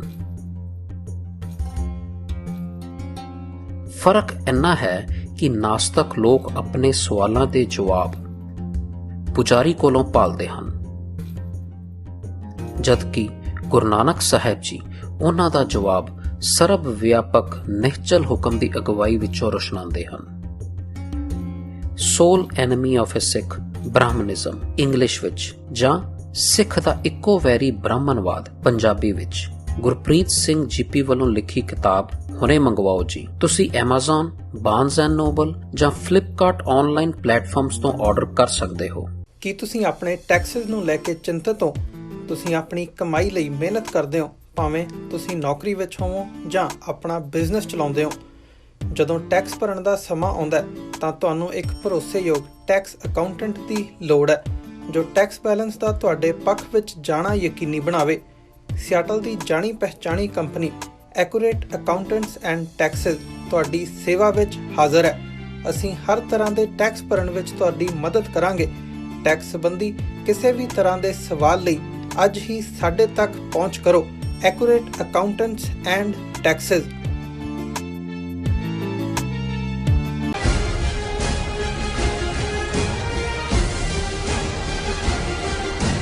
ਦਰਸ਼ਕੋ ਬ੍ਰੇਕ ਤੋਂ ਬਾਅਦ ਤੁਹਾਨੂੰ ਆਪਾਂ ਸਭ ਨੂੰ ਜੀ ਆਇਆਂ ਕਹਿੰਦੇ ਹਾਂ। ਸੋ ਥਰਡ ਵਾਲੇ ਸੈਗਮੈਂਟ ਦੇ ਵਿੱਚ ਆਪਾਂ ਗੱਲਬਾਤ ਕਰਨ ਜਾ ਰਹੇ ਹਾਂ ਕਸ਼ਮੀਰ ਦੇ ਹਵਾਲੇ ਨਾਲ ਕਿ ਕਿਸ ਤਰ੍ਹਾਂ ਇੱਕ ਪਾਸੇ ਕਸ਼ਮੀਰ ਵਾਦੀ ਵਿੱਚ ਡਬਲ ਲਾਕਡਾਊਨ ਜਾਰੀ ਹੈ, ਪਰ ਦੂਸਰੇ ਪਾਸੇ ਕਸ਼ਮੀਰ ਸਰਕਾਰ ਨੇ ਹਿੰਦੂ ਯਾਤਰੂਆਂ ਨੂੰ ਅਮਰਨਾਥ ਗੁਫਾ ਦੀ ਯਾਤਰਾ ਕਰਨ ਦੀ ਆਗਿਆ ਦੇ ਦਿੱਤੀ ਹੈ। ਸੋ ਇਸ ਉੱਪਰ ਆਪਾਂ ਵਿਚਾਰ ਚਰਚਾ ਕਰਨ ਜਾ ਰਹੇ ਹਾਂ। ਸੋ ਅਸੀਂ ਚਾਹਾਂਗੇ ਕਿ ਤੁਸੀਂ ਸਾਡੇ ਨਾਲ ਇਸੇ ਤਰ੍ਹਾਂ ਹੀ ਬਣੇ ਰਹਿਣਾ। ਦੇਖਣ ਸੁਣਨ ਲਈ ਤੁਹਾਡਾ ਸਭ ਦਾ ਬਹੁਤ ਬਹੁਤ ਸ਼ੁਕਰੀਆ। ਜੀ ਡਾਕਟਰ ਸਾਹਿਬ, ਇਸ ਵਾਲੇ ਇਸ਼ੂ ਬਾਰੇ ਤੁਹਾਡੇ ਕੀ ਵਿਚਾਰ ਨੇ? ਦੇਖੋ, ਕਸ਼ਮੀਰ ਵਾਦੀ 'ਚ ਸਾਰੀ ਜੰਮੂ ਕਸ਼ਮੀਰ 'ਚ ਹੀ ਉਹਨਾਂ ਨੇ 5 ਅਗਸਤ 2019 ਨੂੰ ਆਈਨੀ ਗੁੰਡਾਗਰਦੀ ਕੀਤੀ, 370 ਖਤਮ ਕੀਤਾ, ਜੀ ਸਟੇਟ ਦਾ ਰੁਤਬਾ ਖਤਮ ਕਰਕੇ ਜੰਮੂ ਕਸ਼ਮੀਰ ਇੱਕ ਯੂਨੀਅਨ ਟੈਰੀਟਰੀ, ਲਦਾਖ ਇੱਕ ਅਲੱਗ ਯੂਨੀਅਨ ਟੈਰੀਟਰੀ। ਲਦਾਖ 'ਚ ਫਿਰ ਜਿਹੜਾ ਇਹਨਾਂ ਨੇ ਪੰਗਾ ਲਿਆ, ਪਹਿਲਾਂ ਨਕਸ਼ਾ ਜਾਰੀ ਕੀਤਾ, ਚੀਨ ਦਾ ਅਕਸਾਈ ਚਿੰਨ੍ਹ ਵੀ ਆਪਣਾ ਦਿਖਾਇਆ, ਜੀ ਉਸ ਬੀਜ ਦਾ ਫਲ ਤਾਂ ਇਹ ਖਾ ਰਹੇ ਨੇ ਬਹੁਤ ਚੰਗੀ ਬਿਲਕੁਲ। ਤਰ੍ਹਾਂ। ਔਰ ਇਹ ਵੀ ਇਸ ਗੱਲ ਦੀਆਂ ਵੀ ਸੰਭਾਵਨਾਵਾਂ ਉਹਨਾਂ ਦੇ ਹੀ ਆਪਣੇ ਐਕਸਪਰਟਸ ਵੱਲੋਂ ਦੱਸੀਆਂ ਜਾ ਰਹੀਆਂ ਕਿ ਚੀਨ ਆਕੂਪਾਈਡ ਕਸ਼ਮੀਰ ਦੇ ਵਿੱਚ ਵੀ ਜਿਹੜਾ ਹੈ ਡਾਇਰੈਕਟ ਆਪਣਾ ਕੋਈ ਕਾਰਵਾਈ ਕਰ ਸਕਦਾ ਹੈ, ਕਿਉਂਕਿ ਜੋ ਹਾਲਾਤ ਇਸ ਵੇਲੇ ਨੇ। ਰਾਜਨਾਥ ਸਿੰਘ ਵੀ 2 ਦਿਨਾਂ ਯਾਤਰਾ ਦੇ ਉੱਤੇ ਲਦਾਖ ਗਿਆ ਹੋਇਆ। ਹੁਣ ਮੋਦੀ ਦੇ ਮੂੰਹੋਂ ਤਾਂ ਚੀਨ ਹੀ ਨਹੀਂ ਨਿਕਲਿਆ 5 ਵਾਰੀ ਉਹਦੇ ਐਡਰੈਸ। ਅੱਜ ਉਹਨੇ UN ਦੇ ਜਿਹੜੀ ਹੈ ਇੱਕ ਵਰਚੁਅਲ ਕਾਨਫਰੰਸ ਉਹਨਾਂ ਦੀ ਸੋਸ਼ਲ ਐਂਡ ਕਲਚਰਲ ਜਿਹੜੀ ਕਮੇਟੀ ਨੂੰ ਐਡਰੈਸ ਕੀਤਾ, ਔਰ ਉਹਦੇ 'ਚ UN ਰਿਫਾਰਮ ਦੀ ਗੱਲ ਕਰ ਰਿਹਾ ਹੈ, ਔਰ ਕਹਿ ਰਿਹਾ ਦੁਨੀਆ ਦੇ 140 ਦੇਸ਼ਾਂ ਨੂੰ ਅਸੀਂ ਇੰਡੀਆ ਨੇ ਇਸ ਕੋਵਿਡ-19 ਦੇ ਵਿੱਚ ਅਸੀਂ ਦਵਾਈਆਂ ਦਿੱਤੀਆਂ, ਔਰ ਨਾਲ ਦੀ ਨਾਲ ਕਹਿ ਰਿਹਾ ਕਿ ਵੀ ਅਸੀਂ ਜਿਹੜਾ ਕੋਵਿਡ-19 ਦੇ ਖਿਲਾਫ ਲੜਾਈ ਹੈ ਸਾਡੀ, ਇਹ ਜਨ ਅੰਦੋਲਨ ਅਸੀਂ ਬਣਾ ਦਿੱਤਾ, ਇਹਨੂੰ ਲੋਕਾਂ ਦਾ ਅੰਦੋਲਨ ਬਣਾ। ਜੀ ਉਹ ਮਰ ਰਹੇ ਨੇ ਲੋਕ ਹਸਪਤਾਲਾਂ 'ਚ, ਬਾਹਰ ਡੈੱਡ ਬਾਡੀਜ਼ ਪਈਆਂ, ਕੁੱਤੇ ਖਾ ਰਹੇ ਨੇ, ਡਾਕਟਰ ਦੌੜੇ ਹੋਏ ਨੇ, ਡਾਕਟਰ ਠੇਲਿਆਂ ਦੇ ਉੱਤੇ ਜਾ ਰਹੇ ਨੇ, 4 ਚਫੇਰੇ ਉੱਤੋਂ ਮੀਂਹ ਪੈ ਗਏ ਨੇ, ਮੁਸ਼ਕ ਮਾਰ ਰਹੇ ਨੇ, ਕਈ ਡਾਕਟਰ ਰਿਜ਼ਾਈਨ ਕਰਕੇ ਚਲੇ ਗਏ, ਕੋਈ 3-3 ਮਹੀਨੇ ਤੋਂ ਤਨਖਾਹਾਂ। ਇਹ ਜਨ ਅੰਦੋਲਨ ਬਣਾ ਰਿਹਾ ਉਹਨੇ, ਉਹ ਪੂਰਾ ਜਿਹੜਾ ਆਪਣਾ। ਔਰ ਹੁਣ ਜਿਹੜਾ ਇਹਨੇ ਆਊਟਸੋਰਸ ਕਰਤਾ ਜ਼ਹਿਰ ਉਗਲਣ ਦਾ ਜਿਹੜਾ ਪਾਰਟ ਹੈ ਉਹ ਰਾਜਨਾਥ ਸਿੰਘ, ਔਰ 2 ਰੋਜ਼ਾ ਦੌਰੇ ਤੇ ਉੱਥੇ ਜਾ ਕੇ ਉਹ ਕਹਿੰਦਾ ਕਿ ਜੀ ਅਸੀਂ 1-1 ਇੰਚ ਵਾਪਸ ਲਵਾਂਗੇ, ਜਿਹੜਾ ਅਸੀਂ ਉਹਦੀ ਸੋਵਰਨਟੀ ਦੀ ਰੱਖਿਆ ਕਰਾਂਗੇ, ਔਰ ਫਲਾਣਾ ਤੇ ਟਿਮਕਾ। ਨਾਲ ਦੀ ਨਾਲ ਪਾਕਿਸਤਾਨ ਨੂੰ ਧਮਕਾ ਰਿਹਾ ਕਿ ਜੀ ਅਸੀਂ LOC ਦੇ ਉੱਤੇ ਵੀ ਕੋਈ ਵੀ ਹੋਇਆ ਅਸੀਂ ਉਹਨਾਂ ਨੂੰ ਸਬਕ ਸਿਖਾ ਦੇਵਾਂਗੇ। ਸੋ ਜ਼ਾਹਰ ਹੈ ਕਿ ਵੀ ਹੁਣ ਉਹ ਜਿਵੇਂ ਤੁਸੀਂ ਨਿੰਬੂ ਜਦੋਂ ਨਿਚੋੜ ਲੈਂਦੇ ਹੋ ਤੇ ਜੇ ਉਹਦੇ ਦੋਨੋਂ ਹੀ ਜਿਹੜੇ ਨਿਚੋੜੇ ਅੱਧ ਚੋਂ ਕੱਢ ਕੇ ਹੁੰਦੇ ਨੇ ਉਹਨਾਂ ਨੂੰ ਕਰੋ, ਉੱਤੋਂ ਤਾਂ ਨਿੰਬੂ ਹੀ ਨਜ਼ਰ ਆਉਂਦਾ ਨਾ, ਪਰ ਵਿੱਚ ਤਾਂ ਕੁਝ ਨਹੀਂ ਹੁੰਦਾ। ਔਰ ਉੱਥੇ ਜਾ ਕੇ ਜਦੋਂ ਇਹ ਡਰਾਮਾ ਕਰ ਰਿਹਾ ਹੈ, ਸਿੱਖ ਫੌਜੀਆਂ ਦੇ ਮੂੰਹ 'ਚ ਵੀ ਕੋਈ ਮਿਠਾਈ ਪਾ ਰਿਹਾ, ਲਦਾਖ 'ਚ ਗਿਆ ਹੋਇਆ, ਇੱਕ ਵੱਡੀ ਸਾਰੀ ਤੋਪ ਹੈ ਉਹਦੇ ਨੇੜੇ ਖਲੋਤਾ ਹੈ, ਤੇ ਕਿਸੇ ਨੇ ਪੁੱਛਿਆ ਕਿ ਵੀ ਉਹ ਕਿੱਥੇ ਗਏ, ਨਿੰਬੂ ਤੇ ਹਰੀਆਂ ਮਿਰਚਾਂ ਤੇ ਗੰਢਾ ਵੀ ਜਿਹੜਾ ਰਫੇਲ ਲੈਣ ਗਿਆ ਸੀ ਤੂੰ ਫਰਾਂਸ 'ਚ, ਵੀ ਇੱਥੇ ਹੁਣ ਜਿੱਥੇ ਲੋਕ ਮਰ ਰਹੇ ਇੱਥੇ ਵੀ ਕੋਈ ਜਾਦੂ ਟੂਣਾ ਕਰਨਾ ਸੀ ਕੋਈ ਜਿਹੜਾ ਲੈ ਕੇ ਆਇਆ। ਸੋ ਇਹ ਇਹਨਾਂ ਦੀ ਡਰਾਮੇਬਾਜ਼ੀ ਚੱਲ ਰਹੀ ਹੈ, ਪਰ ਕੁੱਲ ਮਿਲਾ ਕੇ ਜਿਹੜੀ ਇਹਨਾਂ ਦੀ ਜੰਮੂ ਕਸ਼ਮੀਰ ਦੇ ਲੋਕਾਂ ਦੇ ਲਈ ਜਿਹੜੀ ਜ਼ੁਲਮ ਦੀ ਲਾਈਨ ਮੁਸਲਮਾਨਾਂ ਦੇ ਲਈ, ਉੱਥੇ ਬਿਲਕੁਲ ਇਹਨਾਂ ਨੇ ਲਾਈਨ ਡਰਾ ਕਰ ਦਿੱਤੀਆਂ ਨੇ। ਔਰ ਜਿੱਥੇ ਈਵਨ ਕਸ਼ਮੀਰੀ ਸੁਸਾਇਟੀ 'ਚ ਇੱਕ ਹਾਰਮਨੀ ਰਹੀ ਹੈ, ਕਸ਼ਮੀਰੀ ਪੰਡਤਾਂ ਵਾਲਾ ਇਸ਼ੂ ਵੀ ਇਹਨਾਂ ਨੇ ਖੁਦ ਹੀ ਖੜਾ ਕੀਤਾ, ਜਗਮੋਹਨ ਜਦੋਂ ਉਹਨਾਂ ਦੀ ਮਾਈਗ੍ਰੇਸ਼ਨ ਵੀ ਖੁਦ ਹੀ ਕਰਵਾਈ। ਪਰ ਹੁਣ ਇਹ ਕਿਵੇਂ ਉਹਨਾਂ ਦੀ ਡੈਮੋਗ੍ਰਾਫੀ ਬਦਲ ਰਹੇ ਨੇ, ਆਬਾਦੀ ਦਾ ਤਵਾਜ਼ਨ ਬਦਲ ਰਹੇ ਨੇ। ਅਮਰਨਾਥ ਯਾਤਰਾ ਦੀ ਪਰਮਿਸ਼ਨ ਦੀ ਗੱਲ ਕਰਨ ਤੋਂ ਪਹਿਲਾਂ ਜਿਹੜੀ ਖਬਰ ਮੇਰੀ ਹੁਣੇ ਹੀ ਨਜ਼ਰਾਂ 'ਚੋਂ ਗੁਜ਼ਰੀ, new housing policy approved by administration in Jammu and Kashmir, 1 lakh houses to be built by 2025। 2025 ਤੱਕ, ਹੁਣ ਤੋਂ 5 ਸਾਲ, 2020 ਵੀ ਅੱਧ 'ਚ ਆ ਗਿਆ, 4.5 ਸਾਲ 'ਚ 1 ਲੱਖ ਘਰ ਜਿਹੜੇ ਨੇ ਜੰਮੂ ਕਸ਼ਮੀਰ ਐਡਮਿਨਿਸਟ੍ਰੇਸ਼ਨ ਸੈਂਟਰ, ਕਿਉਂਕਿ ਯੂਨਿਟ ਟੈਰੀਟਰੀ, ਉਹ ਬਣਾਏਗਾ। ਔਰ ਉਹਦੇ 'ਚ ਉਹਨਾਂ ਨੇ ਕਿਹਾ ਜੀ ਕਿ ਅਸੀਂ ਮੀਟਿੰਗ ਹੋਈ ਸਾਡੀ, Jammu Kashmir administrative council met in Srinagar, chairmanship lieutenant governor GC Murmu. 2 ਚੀਜ਼ਾਂ ਦੇ ਉੱਤੇ ਉਹਨਾਂ ਨੇ ਬਹਿਸ ਜਿਹੜੀ ਹੈ ਡਿਸਕਸ ਕੀਤਾ। ਫਸਟ ਵਾਜ਼ ਨਿਊ ਲਿਕਰ ਪਾਲਿਸੀ ਵਾਜ਼ ਫਰੇਮਡ, ਕਿ ਕਸ਼ਮੀਰੀਆਂ ਨੂੰ ਕਿਵੇਂ ਸ਼ਰਾਬ ਪਿਆ ਕੇ ਪੁੱਠੇ ਕਰਨਾ ਹੈ, ਜਿਵੇਂ ਪੰਜਾਬ ਦੇ ਵਿੱਚ ਡਰੱਗਸ ਲਿਆ ਕੇ ਇਹਨਾਂ ਨੇ ਪੰਜਾਬ ਦੀ ਜਵਾਨੀ ਨੂੰ ਤਬਾਹ ਕੀਤਾ ਹੈ।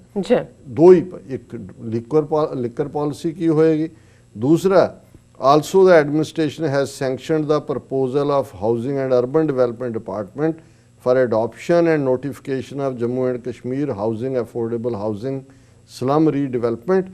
और उन्होंने कहा भी अगले ਜਿਹੜਾ ਫੈਸਲਾ ਸੀ ਇਹ ਕੀਤਾ ਕਿ ਇਹ target has been set for construction of 1 lakh dwelling units over the next 5 years, ਕਿ ਅਗਲੇ 5 ਸਾਲ 'ਚ 1 ਲੱਖ ਯੂਨਿਟਸ ਬਣਾਈਆਂ ਜਾਣਗੀਆਂ। ਔਰ ਇਹ ਕੋਈ ਇਹ ਨਹੀਂ ਹੈ ਵੀ ਉਹਨਾਂ ਦੀ ਗਵਰਨਮੈਂਟ ਬਣਾਏਗੀ, ਤੁਸੀਂ ਉਦੋਂ ਚਲਾਕੀ ਦੇਖਦੇ ਹੋ, ਕਿਉਂਕਿ ਇਹਨਾਂ ਨੇ ਸਾਰੇ ਹਿੰਦੂ ਵਪਾਰੀਆਂ ਨੂੰ ਲਿਆ ਕੇ ਉੱਥੇ ਵਸਾਣਾ ਵੀ ਹੈ, ਉਹਨਾਂ ਦਾ ਜਿਹੜਾ ਬਿਜ਼ਨਸ ਹੋਲਡ ਵੀ ਕਰਨਾ ਹੈ। Public private partnership for affordable housing and slum rehabilitation project, Srinagar 'ਚ ਕਿਹੜੇ ਸਲੰਮ ਨੇ, ਜੀ। ਕਸ਼ਮੀਰ ਵੈਲੀ 'ਚ ਕਿਹੜੇ ਸਲੰਮ ਨੇ, ਭਾਵੇਂ ਬਿਲਕੁਲ। ਲੋਕਾਂ ਦੇ ਛੋਟੇ ਘਰ ਹੋਣਗੇ, ਲੱਕੜ ਦੇ ਬਣੇ ਹੋਣਗੇ, ਉਹ ਓਨ ਕਰਦੇ ਨੇ, ਉਹਦੇ 'ਚ ਕੋਈ ਸਲੰਮ ਨਹੀਂ ਹੈ। ਲੇਕਿਨ ਇਹ ਜਿਹੜਾ 1 ਲੱਖ ਘਰ ਔਰ ਉਹ ਵੀ ਪ੍ਰਾਈਵੇਟ ਸੈਕਟਰ ਰਾਹੀਂ, ਜੀ। ਸੋ ਜ਼ਾਹਰ ਹੈ ਕਿ ਉਹ ਡੈਮੋਗ੍ਰਾਫਿਕਸ ਬਦਲਣ ਦੀ ਲਾਈਨ ਹੈ।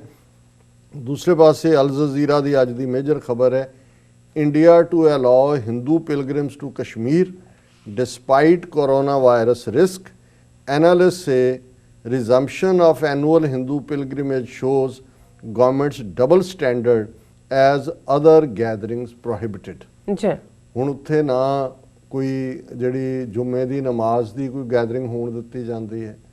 ਪਿਛਲੇ ਦਿਨਾਂ 'ਚ ਕਿੰਨੇ ਦਿਨ ਲੰਘੇ, ਈਦ ਲੰਘੀ, ਦੂਸਰਾ ਹੋਇਆ, ਕੋਈ ਕਿਸੇ ਨੂੰ ਹੱਕ ਨਹੀਂ ਹੈ ਕਰਨ ਦਾ। ਜੀ ਪਰ ਉਹ ਜਿਹੜੀ ਗੁਫਾ ਅਮਰਨਾਥ ਦੀ ਜਿੱਥੇ ਬਾਹਰੋਂ ਆਉਣਾ ਹੈ ਜਿਨ੍ਹਾਂ ਲੋਕਾਂ ਨੇ, ਔਰ ਆਲਰੇਡੀ ਕਸ਼ਮੀਰ ਵਾਦੀ ਦੇ ਵਿੱਚ ਜੇ ਤੁਸੀਂ ਕੋਰੋਨਾ ਦਾ ਹਾਲ ਦੇਖੋ ਤੇ ਉੱਥੇ ਵੀ ਕਸ਼ਮੀਰ 'ਚ, ਕਿਉਂਕਿ ਉਹਨਾਂ ਦੇ ਸਟੂਡੈਂਟਸ ਕੁਛ ਈਰਾਨ 'ਚੋਂ ਆਏ, ਕੁਛ ਦੂਸਰੀਆਂ ਥਾਵਾਂ ਤੋਂ, ਔਰ ਉੱਥੇ ਤੇਜ਼ੀ ਨਾਲ ਸ਼ੁਰੂ ਦੇ ਵਿੱਚ ਹੀ ਫੈਲਿਆ ਸੀ। ਜੀ ਉਹਨਾਂ ਨੇ ਇਹ ਕਿਹਾ ਕਿ ਵੀ ਇਸ ਸਾਰੇ ਦੇ ਨਾਲ ਇਹਦੇ ਬਾਵਜੂਦ ਕਿ ਕੋਰੋਨਾ ਦਾ ਅਜੇ ਚੱਲ ਰਿਹਾ, ਕੁਛ ਰੈੱਡ ਜ਼ੋਨ ਏਰੀਆ ਨੇ, ਲੇਕਿਨ ਉਹਨਾਂ ਨੇ ਇਹ ਅਲਾਉ ਕੀਤਾ ਹੈ ਔਰ ਉਹਨਾਂ ਨੇ ਕਿਹਾ ਕਿ ਜੀ ਅਸੀਂ ਜਿਹੜਾ ਇਹਨੂੰ ਯਕੀਨੀ ਬਣਾਵਾਂਗੇ ਕਿ ਉਹਨਾਂ ਨੂੰ ਸੇਫਟੀ ਮਿਲੇ। ਜੀ। ਔਰ ਇਸ ਦੇ ਉੱਤੇ ਕਾਫੀ ਕ੍ਰਿਟਿਸਿਜ਼ਮ ਹੋ ਰਿਹਾ, ਉਹਨਾਂ ਦੇ political, social, academic, religious heads ਨੇ ਵੀ ਕਿਹਾ ਕਿ ਇਹ ਬਹੁਤ ਵੱਡਾ ਹੈ।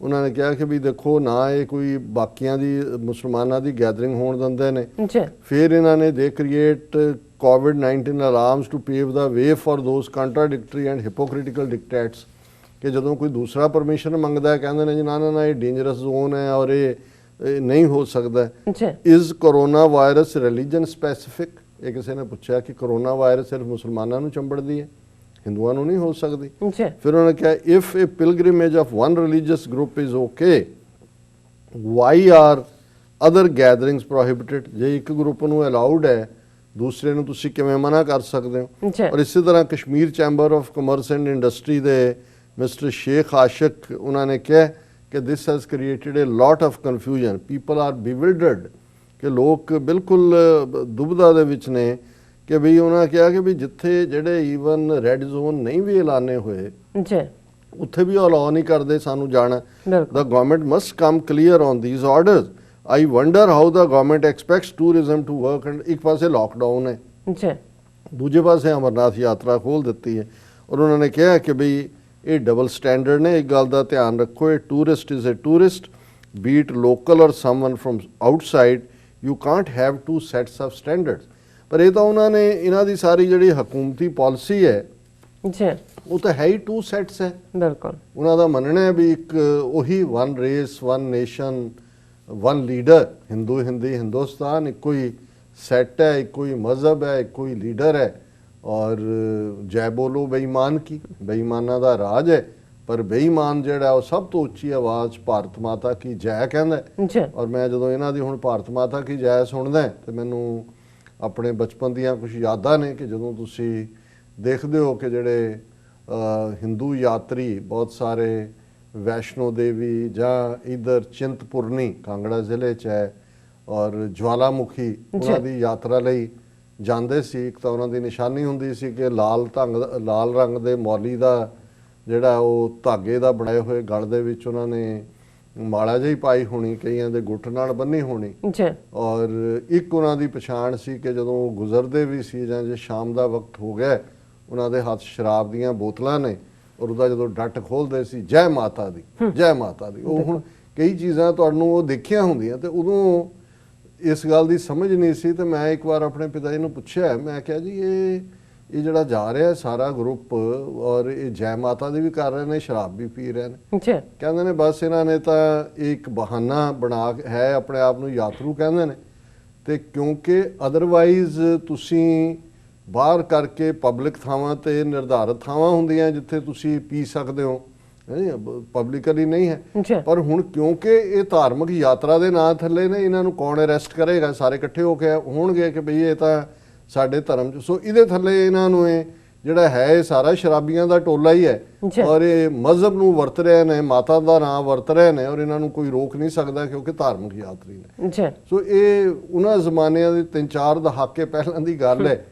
ਹੁਣ ਤਾਂ ਹਕੂਮਤ ਹੀ ਉਹਨਾਂ ਦੀ ਹੈ ਜਿਹੜੀ ਜੈ ਮਾਤਾ ਦੀ ਹੈ, ਔਰ ਕਸ਼ਮੀਰ 'ਚੋਂ ਦੇਖ ਰਹੇ ਨੇ ਕਿ ਅਮਰਨਾਥ ਯਾਤਰਾ ਦੇ ਲਈ ਹਿੰਦੂਆਂ ਨੂੰ ਤੋਰਨਾ ਹੈ ਤੇ ਮੁਸਲਮਾਨਾਂ ਨੂੰ ਸ਼ਰਾਬ ਪਿਆਉਣ ਲਈ ਲਿਕਰ ਪਾਲਿਸੀ ਜਿਹੜੀ ਹੈ ਉਹ ਕਿਵੇਂ ਉਹਦੇ 'ਚ ਲਿਬਰਟੀ ਦੇਣੀ ਹੈ। ਜੀ ਔਰ ਬਾਕੀ ਸਾਰਾ ਤੁਸੀਂ ਗੁੰਡਿਆਂ ਦਾ ਟੋਲਾ ਹੀ ਦੇਖ ਲਓ ਵੀ ਯੋਗੀ ਆਦਿੱਤਿਆਨਾਥ ਜਿਹੜਾ ਗੁੰਡਾ ਖੁਦ ਕਊ ਵਿਜੀਲੈਂਟੇ ਔਰ ਲਵ ਜਿਹਾਦ ਔਰ ਇਹ ਲਫ਼ਜ਼ ਨਫ਼ਰਤ ਦੇ, ਤੁਸੀਂ ਮੈਂਬਰ ਪਾਰਲੀਮੈਂਟ ਰਿਹਾ ਮੇਰੇ ਖਿਆਲ 3-4 ਟਰਮ ਯੂਪੀ ਦਾ ਚੀਫ ਮਿਨਿਸਟਰ ਬਣਨ ਤੋਂ ਪਹਿਲਾਂ, ਜੀ ਇਹਦੀਆਂ ਸਪੀਚਸ ਨਫ਼ਰਤ ਨਾਲ ਭਰੀਆਂ ਹੋਈਆਂ, ਨਫ਼ਰਤ ਨਾਲ। ਔਰ ਇਹ ਸਾਰੀ ਨਫ਼ਰਤ ਹੀ ਹੈ ਜਿਹਦੇ ਤੇ ਇਹਨਾਂ ਨੇ ਆਪਣਾ ਇਹ ਹਿੰਦੂਤਵਾ ਦਾ ਐਮਪਾਇਰ ਖੜਾ ਕੀਤਾ ਹੈ। ਜੀ ਔਰ ਜਿਹੜਾ ਫਿਰ ਜਿਵੇਂ ਅਸੀਂ ਕਿਹਾ ਕਿ ਵੀ ਜਿਹੜਾ ਟੋਆ ਤੁਸੀਂ ਦੂਸਰੇ ਲਈ ਪੁੱਟਦੇ ਹੋ ਉਹਦੇ 'ਚ ਆਪ ਡਿੱਗਦੇ ਹੋ, ਸੂਨਰ ਔਰ ਲੇਟਰ ਇਹ ਨਿਸ਼ਾਨੀਆਂ ਤਾਂ ਡਿਸਟਰਕਸ਼ਨ ਦੀਆਂ ਨੇ, ਇਹਦੇ 'ਚ ਕੋਈ ਸ਼ੱਕ ਕੋਈ ਨਹੀਂ ਸ਼ੱਕ ਹੈ। ਨਹੀਂ। ਲੇਕਿਨ ਇਸ ਸਾਰੇ ਚੋਂ ਜਿਹੜੀ ਸਫਰਿੰਗ ਹੈ ਜੇ ਕਸ਼ਮੀਰੀ ਲੋਕਾਂ ਦੀ 8 ਮਿਲੀਅਨ 80 ਲੱਖ ਕੋਈ ਛੋਟੀ ਆਬਾਦੀ ਨਹੀਂ ਹੁੰਦੀ, ਜੀ ਕਿਸ ਹਾਲਾਤ 'ਚੋਂ ਲੋਕ ਜੀ ਰਹੇ ਨੇ ਡਬਲ ਲਾਕਡਾਊਨ ਦੇ ਨਾਂ ਥੱਲੇ, ਔਰ ਕਿਵੇਂ ਇਹ ਉਹਨਾਂ ਨੂੰ ਫਰਦਰ ਜਿਹਨੂੰ ਕਹਿੰਦੇ ਨੇ ਕਿ ਰਬਿੰਗ ਸਾਲਟ ਔਨ ਦਾ ਵੂੰਡਸ, ਜੀ ਕਿ ਵੀ ਤੁਸੀਂ ਆਪਣੀ ਮਸਜਿਦ 'ਚ ਜਾ ਕੇ ਆਪਣੀ ਜੁਮੇ ਦੀ ਨਮਾਜ਼ ਨਹੀਂ ਅਦਾ, ਜਿਹੜੀ ਜਮਾਤੀ ਨਮਾਜ਼ ਹੁੰਦੀ ਹੈ, ਜੀ ਪਰ ਆ ਦੇਖੋ ਤੁਹਾਡੀਆਂ ਅੱਖਾਂ ਸਾਹਮਣੇ ਆ ਹਜ਼ਾਰਾਂ ਜਿਹੜੇ ਹਿੰਦੂ ਯਾਤਰੀ ਨੇ ਇਹ ਅਮਰਨਾਥ ਗੁਫਾ ਦੇ ਵਿੱਚ ਜਾ ਕੇ ਆਪਣੀ ਪੂਜਾ ਕਰ ਸਕਦੇ ਨੇ।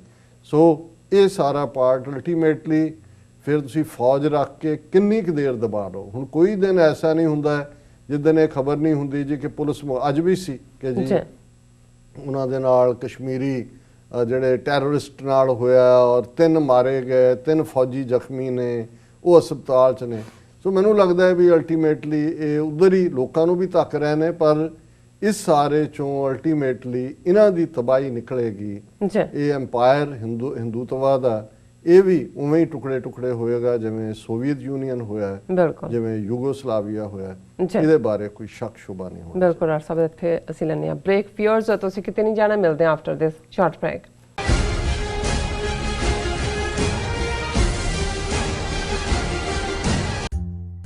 ਇਹ ਦੋ ਵਿਚਾਰਧਾਰਾਵਾਂ ਵਿਚਾਲੇ ਟੱਕਰ ਦੀ ਵਾਰਤਾ ਹੈ। ਇਹ ਕਿਤਾਬ ਪੁਜਾਰੀ ਦੀ ਸਮਰੱਥਾ ਤੇ ਤਿੱਖਾ ਪ੍ਰਹਾਰ ਕਰਦੀ ਹੈ। ਨਾਸਤਕ ਵਿਚਾਰਧਾਰਾ ਵਾਲਿਆਂ ਵੱਲੋਂ ਉਠਾਏ ਗਏ ਸਵਾਲ ਗੁਰੂ ਨਾਨਕ ਸਾਹਿਬ ਜੀ ਦੇ ਸਵਾਲਾਂ ਨਾਲ ਬਹੁਤ ਮੇਲ ਖਾਂਦੇ ਹਨ। ਫਰਕ ਇੰਨਾ ਹੈ ਕਿ ਨਾਸਤਕ ਲੋਕ ਆਪਣੇ ਸਵਾਲਾਂ ਦੇ ਜਵਾਬ ਪੁਜਾਰੀ ਕੋਲੋਂ ਭਾਲਦੇ ਹਨ, ਜਦਕਿ ਗੁਰੂ ਨਾਨਕ ਸਾਹਿਬ ਜੀ ਉਹਨਾਂ ਦਾ ਜਵਾਬ ਸਰਬ ਵਿਆਪਕ ਨਿਹਚਲ ਹੁਕਮ ਦੀ ਅਗਵਾਈ ਵਿੱਚੋਂ ਰੋਸ਼ਨਾਉਂਦੇ ਹਨ। Sole enemy of a Sikh Brahminism English ਵਿੱਚ, ਜਾਂ ਸਿੱਖ ਦਾ ਇੱਕੋ ਵੈਰੀ ਬ੍ਰਾਹਮਣਵਾਦ ਪੰਜਾਬੀ ਵਿੱਚ, ਗੁਰਪ੍ਰੀਤ ਸਿੰਘ ਜੀਪੀ ਵੱਲੋਂ ਲਿਖੀ ਕਿਤਾਬ ਹੁਣੇ ਮੰਗਵਾਓ ਜੀ। ਤੁਸੀਂ Amazon, Barnes and Noble ਜਾਂ Flipkart ਆਨਲਾਈਨ ਪਲੇਟਫਾਰਮਸ ਤੋਂ ਆਰਡਰ ਕਰ ਸਕਦੇ ਹੋ। ਕੀ ਤੁਸੀਂ ਰੋਜ਼ਾਨਾ ਕੰਮ ਤੇ ਆਪਣਾ ਵਧੇਰੇ ਸਮਾਂ ਬਿਤਾਉਣ ਤੋਂ ਪਰੇਸ਼ਾਨ ਹੋ? ਆਪਣੀ ਪੂੰਜੀ ਨੂੰ ਕੰਮ ਤੇ ਲਗਾਓ, ਸਾਡੇ ਨਾਲ ਇਨਵੈਸਟ ਕਰੋ। ਅਸੀਂ ਤੁਹਾਡੀ ਪੂੰਜੀ ਤੋਂ ਤੁਹਾਡੇ ਲਈ ਵਧੇਰੇ ਪੈਸੇ ਬਣਾ ਸਕਦੇ ਹਾਂ। ਅਸੀਂ ਪ੍ਰਾਈਵੇਟ ਇਕੁਇਟੀ ਇਨਵੈਸਟਮੈਂਟ ਫਰਮ ਹਾਂ ਤੇ ਕਮਰਸ਼ੀਅਲ ਰੀਅਲ ਏਸਟੇਟ ਵਿੱਚ ਮਾਹਿਰ ਹਾਂ। Property management, leasing, asset management, commercial real estate investment ਵਿੱਚ ਸਾਰੀਆਂ ਸੇਵਾਵਾਂ ਲਈ ਅਮਰੀਕਾ ਭਰ ਵਿੱਚੋਂ ਤੁਸੀਂ ਸਾਡੇ ਤੱਕ ਪਹੁੰਚ ਕਰ ਸਕਦੇ ਹੋ। ਆਜ਼ਾਦ ਕਮਰਸ਼ੀਅਲ ਰੀਅਲਟੀ ਸਰਵਿਸਿਜ਼ ਤੇ Azad family trust, 701 North Post Oak Road, suite number 204, Houston, Texas.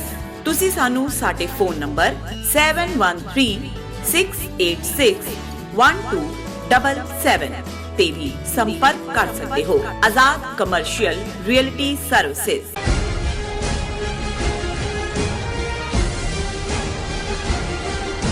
ਦਰਸ਼ਕੋ, break ਤੋਂ ਬਾਅਦ ਤੁਹਾਡਾ ਸਭ ਦਾ ਭਰਪੂਰ ਸਵਾਗਤ ਹੈ। ਸੋ ਐਂਡ ਵਾਲੇ ਸੈਗਮੈਂਟ ਦੇ ਵਿੱਚ ਆਪਾਂ ਡਿਸਕਸ ਕਰਨ ਜਾ ਰਹੇ ਹਾਂ ਆਪਣੇ ਦਰਸ਼ਕਾਂ ਦੀਆਂ ਜੋ ਈਮੇਲਸ ਨੇ ਔਰ ਕਮੈਂਟਸ ਨੇ।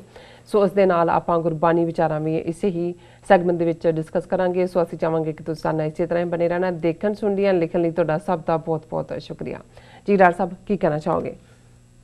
ਦੇਖੋ, ਕਈ ਵਾਰ ਵਿਅੰਗ ਦੇ ਨਾਲ, ਜਿਹਨੂੰ ਸੈਟੀਅਰ ਕਹਿੰਦੇ ਨੇ ਜੀ, ਗੱਲ ਬੜੇ ਮਜ਼ਬੂਤ ਢੰਗ ਨਾਲ ਕਹੀ ਜਾਂਦੀ ਹੈ। ਬਹੁਤ ਵਾਰ ਇਹ ਨਹੀਂ ਹੁੰਦਾ ਵੀ ਤੁਸੀਂ ਸਿੱਧੀ ਸਪੀਚ ਰਾਹੀਂ ਕੋਈ ਗੱਲ ਕਹਿੰਦੇ ਹੋ ਜੀ। ਜ਼ਾਹਰ ਹੈ ਲਫ਼ਜ਼ਾਂ ਦਾ ਇੱਕ ਆਪਣਾ ਜਾਦੂ ਹੈ। ਜੇ ਉਸ ਦੀ ਪਿਕਚਰ ਬਣਾ ਦਿੱਤੀ ਜਾਏ ਤੇ ਕਿਹਾ ਜਾਂਦਾ ਹੈ ਕਿ ਪਿਕਚਰ ਸੇਜ਼ 1000 ਵਰਡਸ, ਜੀ ਤੇ ਕਈ ਵਾਰ ਜੇ ਫਿਰ ਉਹਦਾ ਕਾਰਟੂਨ ਬਣਾ ਦਿੱਤਾ ਜਾਏ ਔਰ ਕਾਰਟੂਨ ਦੇ ਵਿੱਚ ਤਾਂ ਇੱਕ ਕਾਰਟੂਨ ਸੇਜ਼ 10000 ਬੁੱਕਸ। ਜੀ ਸੋ ਸਾਡੇ ਪਾਕਿਸਤਾਨ ਤੋਂ ਇੱਕ ਬਹੁਤ ਪਿਆਰੇ ਸੱਜਣ ਜਿਹੜੇ ਸਾਨੂੰ ਇੱਥੇ ਆ ਕੇ ਮਿਲੇ ਵੀ ਔਰ ਸਾਨੂੰ ਲਗਾਤਾਰ ਲਿਖਦੇ ਨੇ, ਜੀ ਉਹਨਾਂ ਦੀ ਇਹ ਚਾਹਨਾ ਹੁੰਦੀ ਹੈ ਵੀ ਉਹਨਾਂ ਦਾ ਨਾਂ ਨਾ ਲਿਆ ਜਾਏ। ਉਹਨਾਂ ਨੇ ਅੱਜ ਸਾਨੂੰ ਲਿਖਤ ਭੇਜੀ ਹੈ ਔਰ ਉਹ ਹੈ ਕਿ ਇੰਡੀਆ ਅਟੇਨਸ ਕੋਵੇਟਡ ਗ੍ਰੇਟ ਪਾਵਰ ਸਟੇਟਸ। ਉਹਨਾਂ ਨੇ ਕਿਹਾ ਵੀ ਜਿਹੜੀ ਇਹਨਾਂ ਦੀ ਚਾਹਨਾ ਸੀ, ਮਨਸ਼ਾ ਸੀ, ਜੀ ਜਿਸ ਦੇ ਲਈ ਇਹ ਬੜੇ ਬੇਤਾਬ ਸੀ ਔਰ ਬੜੇ ਤੜਫਦੇ ਸੀ ਵੀ ਗ੍ਰੇਟ ਪਾਵਰ ਇੰਡੀਆ ਬਣ ਗਿਆ, ਗ੍ਰੇਟ ਪਾਵਰ। ਜੀ ਔਰ ਉਹਨਾਂ ਦੀ ਜ਼ਬਾਨੀ ਸੁਣੀਏ ਕਿ ਵੀ ਕਿਵੇਂ ਗ੍ਰੇਟ ਪਾਵਰ ਬਣਿਆ। ਉਹਨਾਂ ਨੇ ਸਤਿ ਸ੍ਰੀ ਅਕਾਲ, ਅਸਲਾਮ ਅਲੈਕੁਮ ਕਹਿ ਕੇ ਐਡਰੈਸ ਕੀਤਾ ਹੈ। As you keep a keen eye on international developments and current affairs, you may have noticed that by mid-2020, India finally managed to reach its much coveted status, that of a great power. ਕਿ ਤੁਸੀਂ ਜਿਵੇਂ international ਕੌਮਾਂਤਰੀ ਹਾਲਾਤ ਦੇ ਉੱਤੇ ਤਿੱਖੀ ਅੱਖ ਰੱਖਦੇ ਹੋ ਜੀ ਔਰ ਤੁਸੀਂ ਇਹ ਦੇਖਿਆ ਹੋਵੇਗਾ ਕਿ 2020 ਦੇ ਵਿਚਕਾਰ ਪਹੁੰਚਦੇ ਆ, ਜ਼ਾਹਰ ਹੈ 6 ਮਹੀਨੇ ਜੂਨ ਤੱਕ ਪਹੁੰਚਦਾ ਵਿਚਕਾਰ, ਆਲਰੇਡੀ ਇੰਡੀਆ ਜਿਹੜਾ ਹੈ ਦੁਨੀਆ ਦੀ ਗ੍ਰੇਟ ਪਾਵਰ ਬਣ ਗਿਆ, ਜਿਹੜੀ ਉਹਨਾਂ ਦੀ ਚਾਹਨਾ ਸੀ। ਮੁਬਾਰਕ ਇੰਡੀਆ ਨੂੰ, ਬਹੁਤ ਮੁਬਾਰਕ। ਹੁਣ ਕਿਵੇਂ ਬਣੇ? Not just that it is now finally in the same league as the United States, having overtaken countries like Russia, UK, France, Germany, Japan, it's soon destined to be the sole superpower.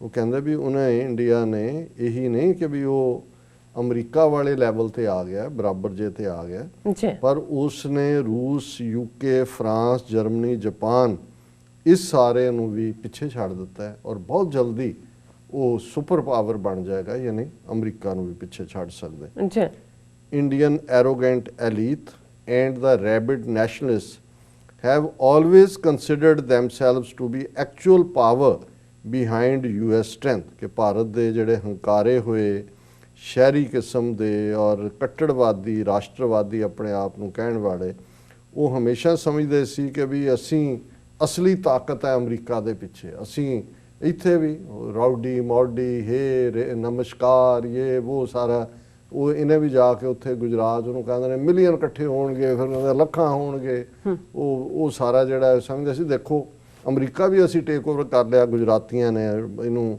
Trump ਨੂੰ ਵੀ ਅਸੀਂ ਡਾਂਡੀਆ ਖੇਡਣ ਤੇ ਲਾਤਾ।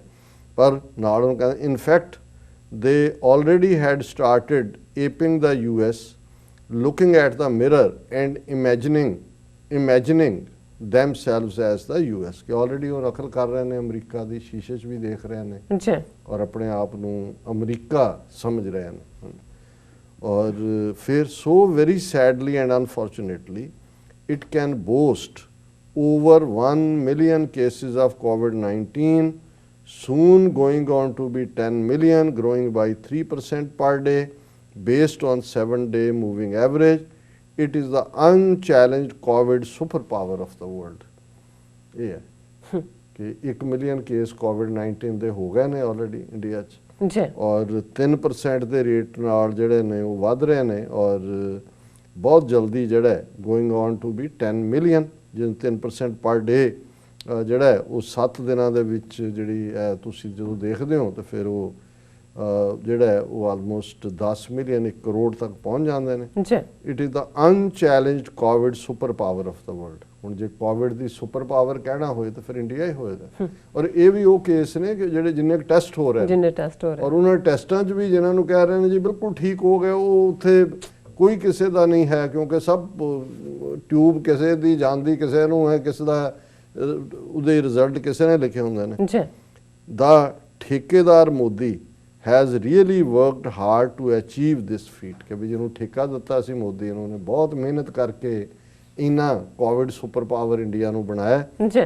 very very sad indeed for the poor hapless people of India, thou who yet again pay the bitter price for Brahmanitic, egotistical, half-wit, racist, comic kings। ਜੀ ਸੋ ਉਹਨਾਂ ਨੇ ਕਿਹਾ ਵੀ ਇਹਨਾਂ ਨੇ ਤਾਂ ਠੇਕੇਦਾਰ ਮੋਦੀ ਨੇ ਤਾਂ ਉਹ ਬਣਾ ਦਿੱਤਾ ਸੁਪਰ ਪਾਵਰ, ਪਰ ਅਫਸੋਸ ਭਾਰਤ ਦੇ ਗਰੀਬ ਜਿਹੜੇ ਬਿਲਕੁਲ ਜਿਹੜੇ ਬੇਸਹਾਰਾ, ਜਿਨ੍ਹਾਂ ਨੇ ਜਿਹੜਾ ਅਗੇਨ ਇਸ ਬ੍ਰਾਹਮਣਿਜ਼ਮ ਦੀ ਜਿਹੜੀ ਹੰਕਾਰੀ ਆਈਡੀਓਲੋਜੀ ਹੈ ਔਰ ਇਹ ਸਾਰੀ ਅਨਪੜ੍ਹਤਾ ਵਾਲੇ ਲੋਕ, ਨਸਲਵਾਦੀ ਔਰ ਮਸਖਰੇ ਜਿਹੜੇ ਨੇ, ਉਹਨਾਂ ਦੀਆਂ ਨੀਤੀਆਂ ਦਾ ਅਲਟੀਮੇਟ ਜੇ ਕੋਈ ਖਮਿਆਜ਼ਾ ਭੁਗਤ ਰਿਹਾ ਤੇ ਗਰੀਬ ਭਾਰਤ ਦੇ ਲੋਕ ਭੁਗਤ ਰਹੇ ਨੇ। ਸੋ ਇਹਦੇ 'ਚ ਹੁਣ ਇਸ ਲੈਵਲ ਦੀ ਸੁਪਰ ਪਾਵਰ ਬਣਨ ਤੇ ਹੁਣ ਵਧਾਈ ਵੀ ਅਸੀਂ ਦਈਏ ਤਾਂ ਵਿਚਾਰੇ ਗਰੀਬ ਲੋਕਾਂ ਦਾ ਹੀ ਹੁੰਦਾ। ਪਰ ਇਹ ਮੈਂ ਜਿਵੇਂ ਕਿਹਾ ਵੀ ਉਹਨਾਂ ਨੇ ਵਿਅੰਗ ਕੀਤਾ ਹੈ ਕਿ ਵੀ ਬਜਾਏ ਉਹਨਾਂ ਨੇ ਸਭ ਕਾ ਸਾਥ, ਸਭ ਕਾ ਵਿਕਾਸ, ਸਭ ਕੇ ਸਾਥ, ਇਹ ਉਹ ਸੀ।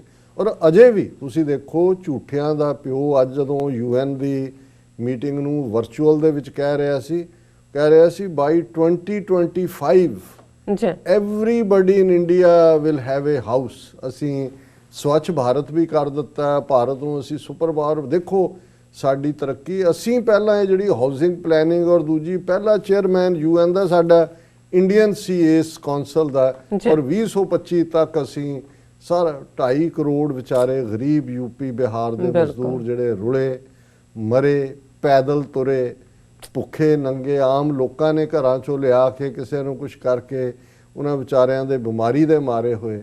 ਔਰ ਕਿਸ ਕਿਸਮ ਦੀ ਬੋਸਟਿੰਗ ਇਹ ਹੈ ਬ੍ਰਾਹਮਣਵਾਦ ਦਾ ਜੇ ਅਸਲ ਅਗਲੀ ਚਿਹਰਾ ਜਿਹੜਾ ਹੈ ਹੀ ਅਸਲ ਕੀ ਨਕਲ ਕੀ ਹੈ ਹੀ ਅਗਲੀ। ਪਰ ਇੱਧਰ ਉਹਨਾਂ ਨੇ ਆਪਣੇ ਆਪ ਨੂੰ ਬੜਾ ਪੀਸ ਔਰ ਫਲਾਣੇ ਦੇ ਚੈਂਪੀਅਨ ਬਣਾਇਆ ਹੋਇਆ। ਔਰ ਇੱਕ ਕਮੈਂਟ ਤੁਹਾਡੇ ਕੋਲ ਹੈ, ਤੁਸੀਂ ਪੜ੍ਹ ਦਿਓ ਫਿਰ ਅਸੀਂ।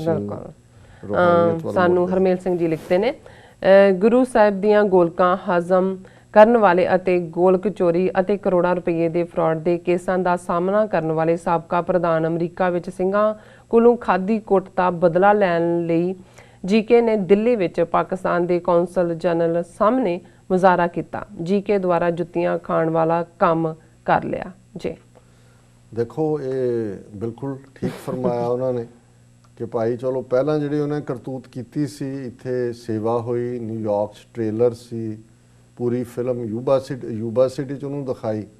ਫਿਰ ਹੁੰਦਾ ਹੈ ਕਿ ਵੀ ਜਿਹੜਾ ਅਕਲਮੰਦ ਹੈ ਉਹਦੇ ਲਈ ਇਸ਼ਾਰਾ ਕਾਫੀ ਹੁੰਦਾ, ਜਿਹੜਾ ਅੱਧਾ ਕੁ ਮੂਰਖ ਹੁੰਦਾ ਹੈ ਉਹ ਪਾਣਾ ਲੈ ਸਜਾਏ ਜੁੱਤੀ ਨਾਲ ਹੁੰਦਾ। ਤੇ ਜਿਹਨੇ ਹੁਣ ਇਹੀ ਮਿੱਥਿਆ ਹੋਏ, ਮੈਂ ਕਈ ਵਾਰੀ ਸੋਚਦਾ ਵੀ ਹੋਣੀ ਵੀ ਕਿੰਨੀ ਪ੍ਰਬਲ ਹੁੰਦੀ ਹੈ। ਅਸੀਂ ਕਿਸੇ ਦਾ ਬੁਰਾ ਨਹੀਂ ਤੱਕਦੇ। ਹੁਣ ਇਸ ਦਾ ਪਿਓ ਵੀ ਜਥੇਦਾਰ ਸੰਤੋਖ ਸਿੰਘ, ਜਿਹਦਾ ਮੈਂ ਕੱਲ੍ਹ ਵੀ ਜ਼ਿਕਰ ਕੀਤਾ ਸੀ ਕਿ ਉਹ ਵੀ ਡਬਲ ਏਜੰਟ ਸੀ, ਉੱਧਰੋਂ ਵੀ ਇੱਧਰ ਵੀ ਆਪਣਾ ਪੈਰ ਧਰਾਵਾ ਕਰਦਾ ਸੀ। ਔਰ ਅਲਟੀਮੇਟਲੀ ਏਜੰਸੀਆਂ ਨੇ ਮਾਰਤਾ ਉਹਨੂੰ, ਕਿਉਂਕਿ ਉਹਨਾਂ ਨੂੰ ਇਹ ਲੱਗਾ ਕਿ ਵੀ ਇਹ ਟੂ ਮੱਚ ਜਾਣਦਾ। ਸਾਡੇ ਸੰਜੇ ਗਾਂਧੀ ਤੱਕ ਵੀ ਐਕਸੈਸ ਸੀ। ਔਰ ਦੂਸਰਾ ਹੁਣ ਹੁੰਦਾ ਇਹ ਹੈ ਕਿ ਵੀ ਇਸ ਮੁੰਡੇ ਨੂੰ ਆਪਣੇ ਪਿਓ ਦਾ ਹਸ਼ਰ ਦੇਖ ਕੇ ਘੱਟੋ ਘੱਟ ਇਸ ਗੱਲ ਦੀ ਸਮਝ ਹੁੰਦੀ ਕਿ ਵੀ ਨਹੀਂ, ਤੁਸੀਂ ਜਦੋਂ ਏਜੰਸੀਆਂ ਲਈ ਕੰਮ ਕਰਦੇ ਹੋ, ਉਹਨਾਂ ਦੀ ਖੇਡ ਖੇਡਦੇ ਹੋ, ਅਲਟੀਮੇਟਲੀ ਉਹ ਤੁਹਾਨੂੰ ਵਰਤ ਕੇ ਡੰਪ ਕਰ ਦਿੰਦੇ ਨੇ। ਹੁਣ ਕਿਉਂਕਿ ਉਹਨੂੰ ਵੀ ਇੱਕ ਕਿਸਮ ਦਾ ਡੰਪ ਹੀ ਕਰਨ ਵਾਲੀ ਗੱਲ ਹੋਈ, ਜਦੋਂ ਇੱਥੋਂ ਜੁੱਤੀਆਂ ਜਾਤੀਆਂ ਪੈ ਗਈਆਂ, ਵਾਪਸ ਮੁੜਿਆ, ਉਹਦੇ ਤੇ ਕਰਪਸ਼ਨ ਚਾਰਜ ਲਾ ਕੇ ਉਹਨੂੰ ਉੱਥੋਂ ਵੀ ਕੱਢਤਾ। ਹੁਣ ਜੋ ਕੁਝ ਵੀ ਉਹ ਕਰ ਰਿਹਾ ਉਹ ਆਪਣਾ ਮੁੱਲ ਵਟਾ ਰਿਹਾ ਹੈ ਕਿ ਭਾਈ ਆਪਣੇ ਆਪ ਨੂੰ ਪੇਸ਼ ਕਰ ਰਿਹਾ ਕਿ ਮੈਨੂੰ ਖਰੀਦੋ। ਔਰ ਉਹਨੇ ਪਿਛਲੀਆਂ ਚੋਣਾਂ ਵੇਲੇ ਵੀ ਕਿਹਾ ਸੀ ਕਿ ਉਹਨੂੰ ਪੁੱਛਿਆ ਸੀ ਕਿ ਜੀ ਤੁਸੀਂ ਬੀਜੇਪੀ ਨਾਲ, ਉਹ ਕਹਿੰਦੇ ਦੇਖਾਂਗੇ ਮੌਕੇ ਤੇ ਆ ਕੇ।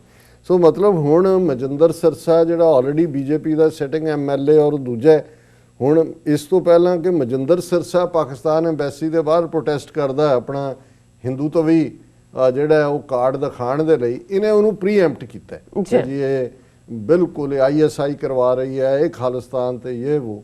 ਸੋ ਅਸੀਂ ਕਈ ਵਾਰੀ ਇਸ ਗੱਲ ਦੇ ਉੱਤੇ ਇਹਨੂੰ ਤੁਸੀਂ ਇਹੀ ਕਹੋ ਕਿ ਭਾਈ ਬਹੁਤ ਵਾਰ ਜਦੋਂ ਇਹ ਕਿਹਾ ਜਾਂਦਾ ਹੈ ਕਿ ਭਾਈ ਇਤਿਹਾਸ ਆਪਣੇ ਆਪ ਨੂੰ ਦੁਹਰਾਉਂਦਾ ਹੈ, ਕੋਈ ਇਤਿਹਾਸ ਦੇ ਵਿੱਚ ਕੋਈ ਵੀਲ ਨਹੀਂ ਲੱਗੇ ਹੋਏ ਕਿ ਵੀ ਉਹ ਵੀਲ ਫਿਰ ਮੁੜ ਕੇ ਦੁਹਰਾਉਂਦਾ, ਇਸ ਲਈ ਕਿ ਇਤਿਹਾਸ ਤੋਂ ਅਸੀਂ ਸਿੱਖਦੇ ਨਹੀਂ ਔਰ ਉਹੀ ਗਲਤੀ ਦੁਹਰਾਉਂਦੇ ਹਾਂ। ਮੈਨੂੰ ਲੱਗਦਾ ਕਿ ਵੀ ਇਹ ਉਸੇ ਹੀ ਟਰੈਕ ਦੇ ਉੱਤੇ ਚੜ੍ਹ ਗਿਆ ਔਰ ਇਸ ਕਦਰ ਅੰਨਾ ਹੋ ਗਿਆ ਵੀ ਇਹਨੂੰ ਨਜ਼ਰ ਹੀ ਨਹੀਂ ਆ ਰਿਹਾ ਕਿ ਭਾਈ ਜੋ ਇਹ ਕਰ ਰਿਹਾ ਅਲਟੀਮੇਟਲੀ ਇਸ ਦੇ ਕਨਸੀਕੁਐਂਸਿਸ ਕੀ ਹੋਣਗੇ।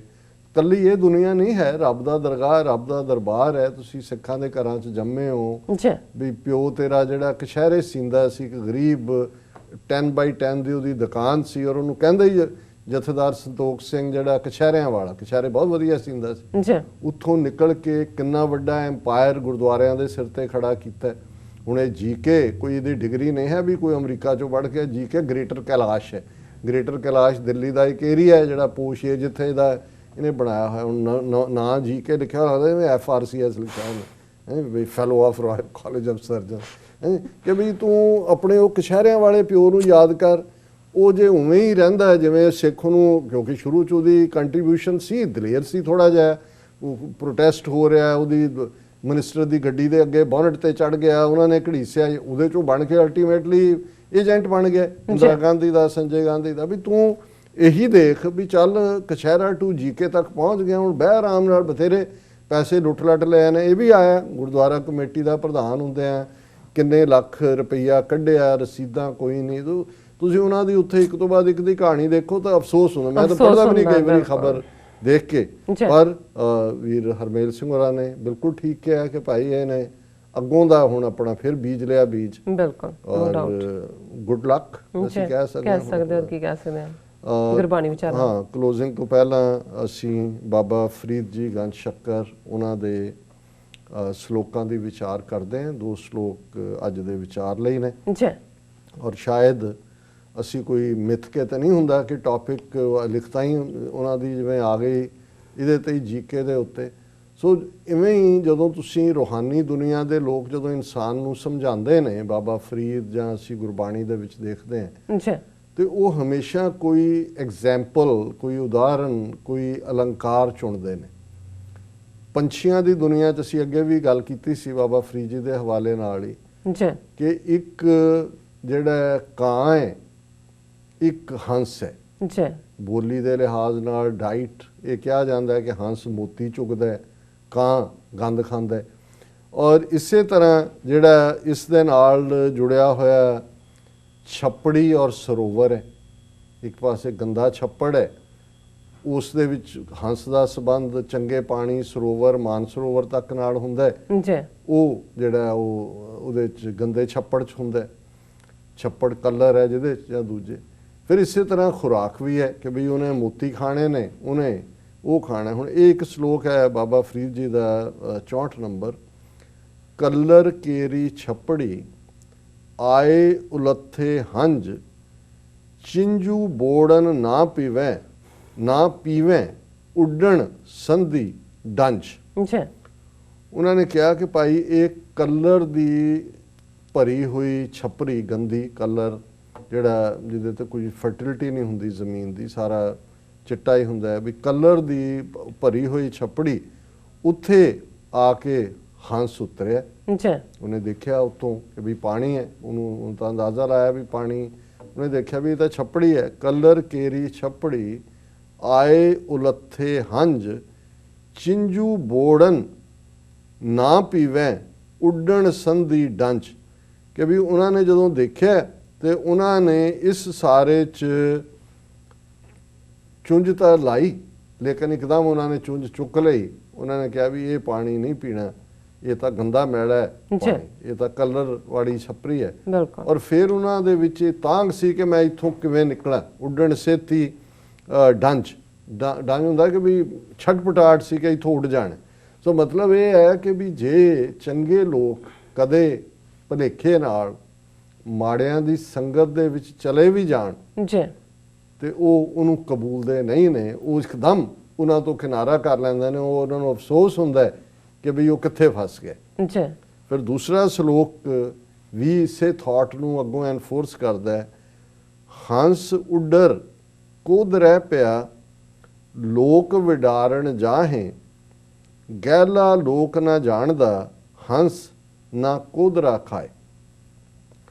ਹੁਣ ਜਿਵੇਂ ਅਸੀਂ ਵੀ ਕੋਦਰਾ ਇਤਿਹਾਸ ਹੀ ਪੜ੍ਹਦੇ ਹਾਂ, ਬਾਬਾ ਫਰੀਦ ਜੀ ਦੀ ਬਾਣੀ 'ਚ ਹੈ, ਜਾਂ ਜਦੋਂ ਅਸੀਂ ਗੁਰੂ ਨਾਨਕ ਸਾਹਿਬ ਦਾ ਪਹਿਲੀ ਉਦਾਸੀ ਦੇ ਵੇਲੇ ਭਾਈ ਲਾਲੋ ਦੇ ਕੋਲ ਏਮਨਾਬਾਦ ਦਾ ਜਿਹੜਾ ਉਹਨਾਂ ਦੀ ਉਦਾਸੀ ਤੱਕ ਪਹੁੰਚਣ ਤੋਂ ਪਹਿਲਾ ਪੜਾਅ ਉਹਨਾਂ ਨੇ ਜਦੋਂ ਸੁਲਤਾਨਪੁਰ ਤੋਂ ਤੁਰੇ ਨੇ ਭਾਈ ਲਾਲੋ ਦੇ ਘਰ ਕੀਤਾ। ਔਰ ਸਾਡਾ ਇਤਿਹਾਸ ਜਨਮ ਸਾਖੀਆਂ ਯਾਦ ਕਰਵਾਉਂਦੀਆਂ ਨੇ ਕਿ ਭਾਈ ਲਾਲੋ ਇੱਕ ਕਿਰਤੀ ਸਿੱਖ ਸੀ, ਕਿੱਲੇ ਘੜਦੇ ਸੀ, ਗਰੀਬ ਤਰਖਾਣ। ਉਦੋਂ ਤਰਖਾਣ ਲਈ ਲਫ਼ਜ਼ ਬਾਢੀ ਹੁੰਦਾ ਸੀ, ਬਾਢੀ ਸੁੱਤ ਤੁਹਾਨੂੰ ਜਨਮ ਸਾਖੀਆਂ 'ਚ ਮਿਲੇਗਾ। ਔਰ ਇਹ ਇਵੇਂ ਦਾ ਹੀ ਇੱਕ ਜਿਵੇਂ ਕਣਕ ਮੈਨੂੰ ਯਾਦ ਹੈ ਕਿ ਮਾਲਵੇ ਦਾ ਖਿੱਤਾ ਹੈ ਜਿੱਥੇ ਜਦੋਂ ਇੰਨੀ ਪ੍ਰੋਸਪੈਰਿਟੀ ਨਹੀਂ ਸੀ, ਹੁਣ ਤਾਂ ਨਹਿਰਾਂ ਔਰ ਬਾਕੀਆਂ ਨੂੰ ਪਿੱਛੇ ਛੱਡਦੇ ਨੇ, ਜੀ ਤੇ ਕਣਕ ਦਾ ਆਟਾ ਉਹਨਾਂ ਨੇ ਕਿਸੇ ਆਏ ਗਏ ਲਈ ਰੱਖਿਆ ਹੁੰਦਾ। ਜਦੋਂ ਕੋਈ ਮਹਿਮਾਨ ਆਉਂਦਾ ਸੀ ਉਦੋਂ ਹੀ, ਨਹੀਂ ਤਾਂ ਬਾਜਰਾ ਤੇ ਦੂਸਰੀ ਜਿਹੜਾ ਕੋਈ ਵੀ ਹੈ, ਲੇਕਿਨ ਕਣਕ ਮਹਿੰਗੀ ਸੀ, ਅਫੋਰਡ ਨਹੀਂ ਸੀ ਹੁੰਦੀ। ਇਸੇ ਤਰ੍ਹਾਂ ਉਸ ਪੀਰੀਅਡ 'ਚ ਕੋਧਰਾ ਇੱਕ ਐਨੀਮਲ ਜਿਹੜਾ ਉਹਨੂੰ ਤੁਸੀਂ ਸਟੇਪਲ ਕਹਿ ਸਕਦੇ ਹੋ, ਇੱਕ ਜਿਹਨੂੰ ਹੁਣ ਇੱਥੇ ਵੀ ਕਈ ਵਾਰ ਤੁਸੀਂ ਅਮਰੀਕਾ 'ਚ ਦੇਖਦੇ ਹੋ ਕਿ ਜਿਹੜਾ ਡੌਗ ਫੂਡ ਹੈ ਜੀ ਉਹ ਕਈ ਵਾਰੀ ਜਿਹੜੇ ਬਹੁਤ ਗਰੀਬ ਨੇ ਜਾਂ ਦੂਜੇ ਨੇ, ਉਹ ਕਿਉਂਕਿ ਡੌਗ ਫੂਡ 'ਚ ਮੀਟ ਹੁੰਦਾ ਓਬਵੀਅਸਲੀ, ਤੇ ਜਿਹੜੇ ਇੱਥੇ ਮੀਟ ਈਟਰ ਨੇ, ਜਿਹੜੇ ਸਟੇਕ ਜਾਂ ਅਦਰਵਾਈਜ਼ ਅਫੋਰਡ ਨਹੀਂ ਕਰ ਸਕਦੇ, ਉਹ ਲੈਂਦੇ ਨੇ। ਉਹਨਾਂ ਨੂੰ ਇਹ ਕਿ ਵੀ ਹੈ ਤਾਂ ਉਹਦੀ ਵੀ ਕੁਆਲਿਟੀ ਮੇਨਟੇਨ ਕੀਤੀ ਹੁੰਦੀ ਹੈ ਔਰ ਉਹਨੂੰ ਉਹ ਕੁੱਕ ਕਰਦੇ ਨੇ। ਜੀ ਸੋ ਕੋਧਰਾ ਉਸ ਵੇਲੇ ਇੱਕ ਪ੍ਰੋਮੀਨੈਂਟ ਫਸਲ ਹੋਏਗਾ, ਕਿਉਂਕਿ ਬਾਬਾ ਫਰੀਦ 800 ਸਾਲ ਪਹਿਲਾਂ ਹੋਏ ਨੇ। ਉਹ ਵੀ ਕਹਿੰਦੇ ਨੇ ਕਿ ਵੀ ਹੁਣ ਜਿਹੜੇ ਹੰਸ ਉੱਡਰ ਕੋਧਰੇ ਪਿਆ ਲੋਕ ਵਿਡਾਰਨ ਜਾਹੇ, ਕਿ ਕੋਧਰੇ ਦਾ ਖੇਤ ਹੈ ਜਿੱਥੇ ਕੋਧਰੇ ਦੀ ਫਸਲ ਹੈ ਔਰ ਹੰਸ ਉੱਡ ਕੇ ਆਏ, ਹੰਸਾਂ ਦਾ ਪੂਰਾ ਸਮੂਹ ਹੋਏਗਾ, ਉਹ ਖੇਤ 'ਚ ਆਏ ਔਰ ਲੋਕ ਭੱਜ ਰਹੇ ਨੇ, ਕਿਉਂਕਿ ਹੁਣ ਲੋਕਾਂ ਨੂੰ ਇਹ ਹੁੰਦਾ ਸੀ ਕਿ ਵੀ ਜਿਹੜੇ ਪੰਛੀ ਨੇ ਇਹ ਬਹੁਤ ਸਾਰੀ ਫਸਲ ਤਬਾਹ ਕਰ ਦਿੰਦੇ ਸੀ, ਉਹ ਫਿਰ ਰੌਲਾ ਪਾ ਕੇ ਉਹਨੂੰ ਉਡਾ ਦਿੰਦੇ ਸੀ। ਉਹਨੇ ਕਿਹਾ ਵੀ ਹੰਸਾਂ ਦੀ ਜਿਹੜੇ ਸਮੂਹ ਹੈ ਉਹ ਆਇਆ ਕੋਧਰੇ ਦੇ ਖੇਤ ਦੇ ਉੱਤੇ, ਤੇ ਲੋਕ ਉਹਨਾਂ ਨੂੰ ਉਡਾਣਗੇ, ਗਹਿਲਾ ਲੋਕ ਨਾ ਜਾਣਦਾ ਹੰਸ ਨਾ ਕੋਧਰਾ ਖਾਏ, ਕਿ ਇਹ ਭੁੱਲੜ ਕਮਲੇ ਸ਼ਦਾਈ ਲੋਕ, ਇਹਨਾਂ ਨੂੰ ਇਹ ਨਹੀਂ ਪਤਾ ਕਿ ਵੀ ਜਿਹੜੇ ਹੰਸ ਨੇ ਉਹ ਕੋਧਰਾ ਨਹੀਂ ਖਾਂਦੇ, ਕਿ ਹੰਸ ਤਾਂ ਜਿਹੜੇ ਨੇ ਉਹ ਮੋਤੀ ਚੁਗਦੇ। ਸੋ ਜ਼ਾਹਰ ਹੈ ਕਿ ਭਾਈ ਇਹ ਵੀ ਇੱਕ ਇਸ ਕਿਸਮ ਦੀ ਸਿੱਖਿਆ ਹੈ ਕਿ ਭਾਈ ਅਸੀਂ, ਸਾਡੀ ਰੂਹ, ਅਸੀਂ ਰੱਬ ਦੇ ਬੰਦੇ ਹਾਂ, ਹੰਸ ਵਾਂਗ ਸਾਡੀ ਦਿੱਖ ਤਾਂ ਹੋਏ। ਬਹੁਤ ਵਾਰ ਬਗਲੇ ਦਾ ਰੰਗ ਵੀ ਚਿੱਟਾ ਹੁੰਦਾ, ਉਹ ਵੀ ਹੰਸ ਵਾਂਗ ਲੱਗਦਾ, ਪਰ ਕਰਤੂਤ ਉਹਦੀ ਮੱਛੀਆਂ ਖਾਣ ਦੀ ਹੁੰਦੀ ਹੈ, ਤੇ ਹੰਸ ਜਿਹੜਾ ਉਹ ਮੋਤੀ ਚੁਗਦਾ।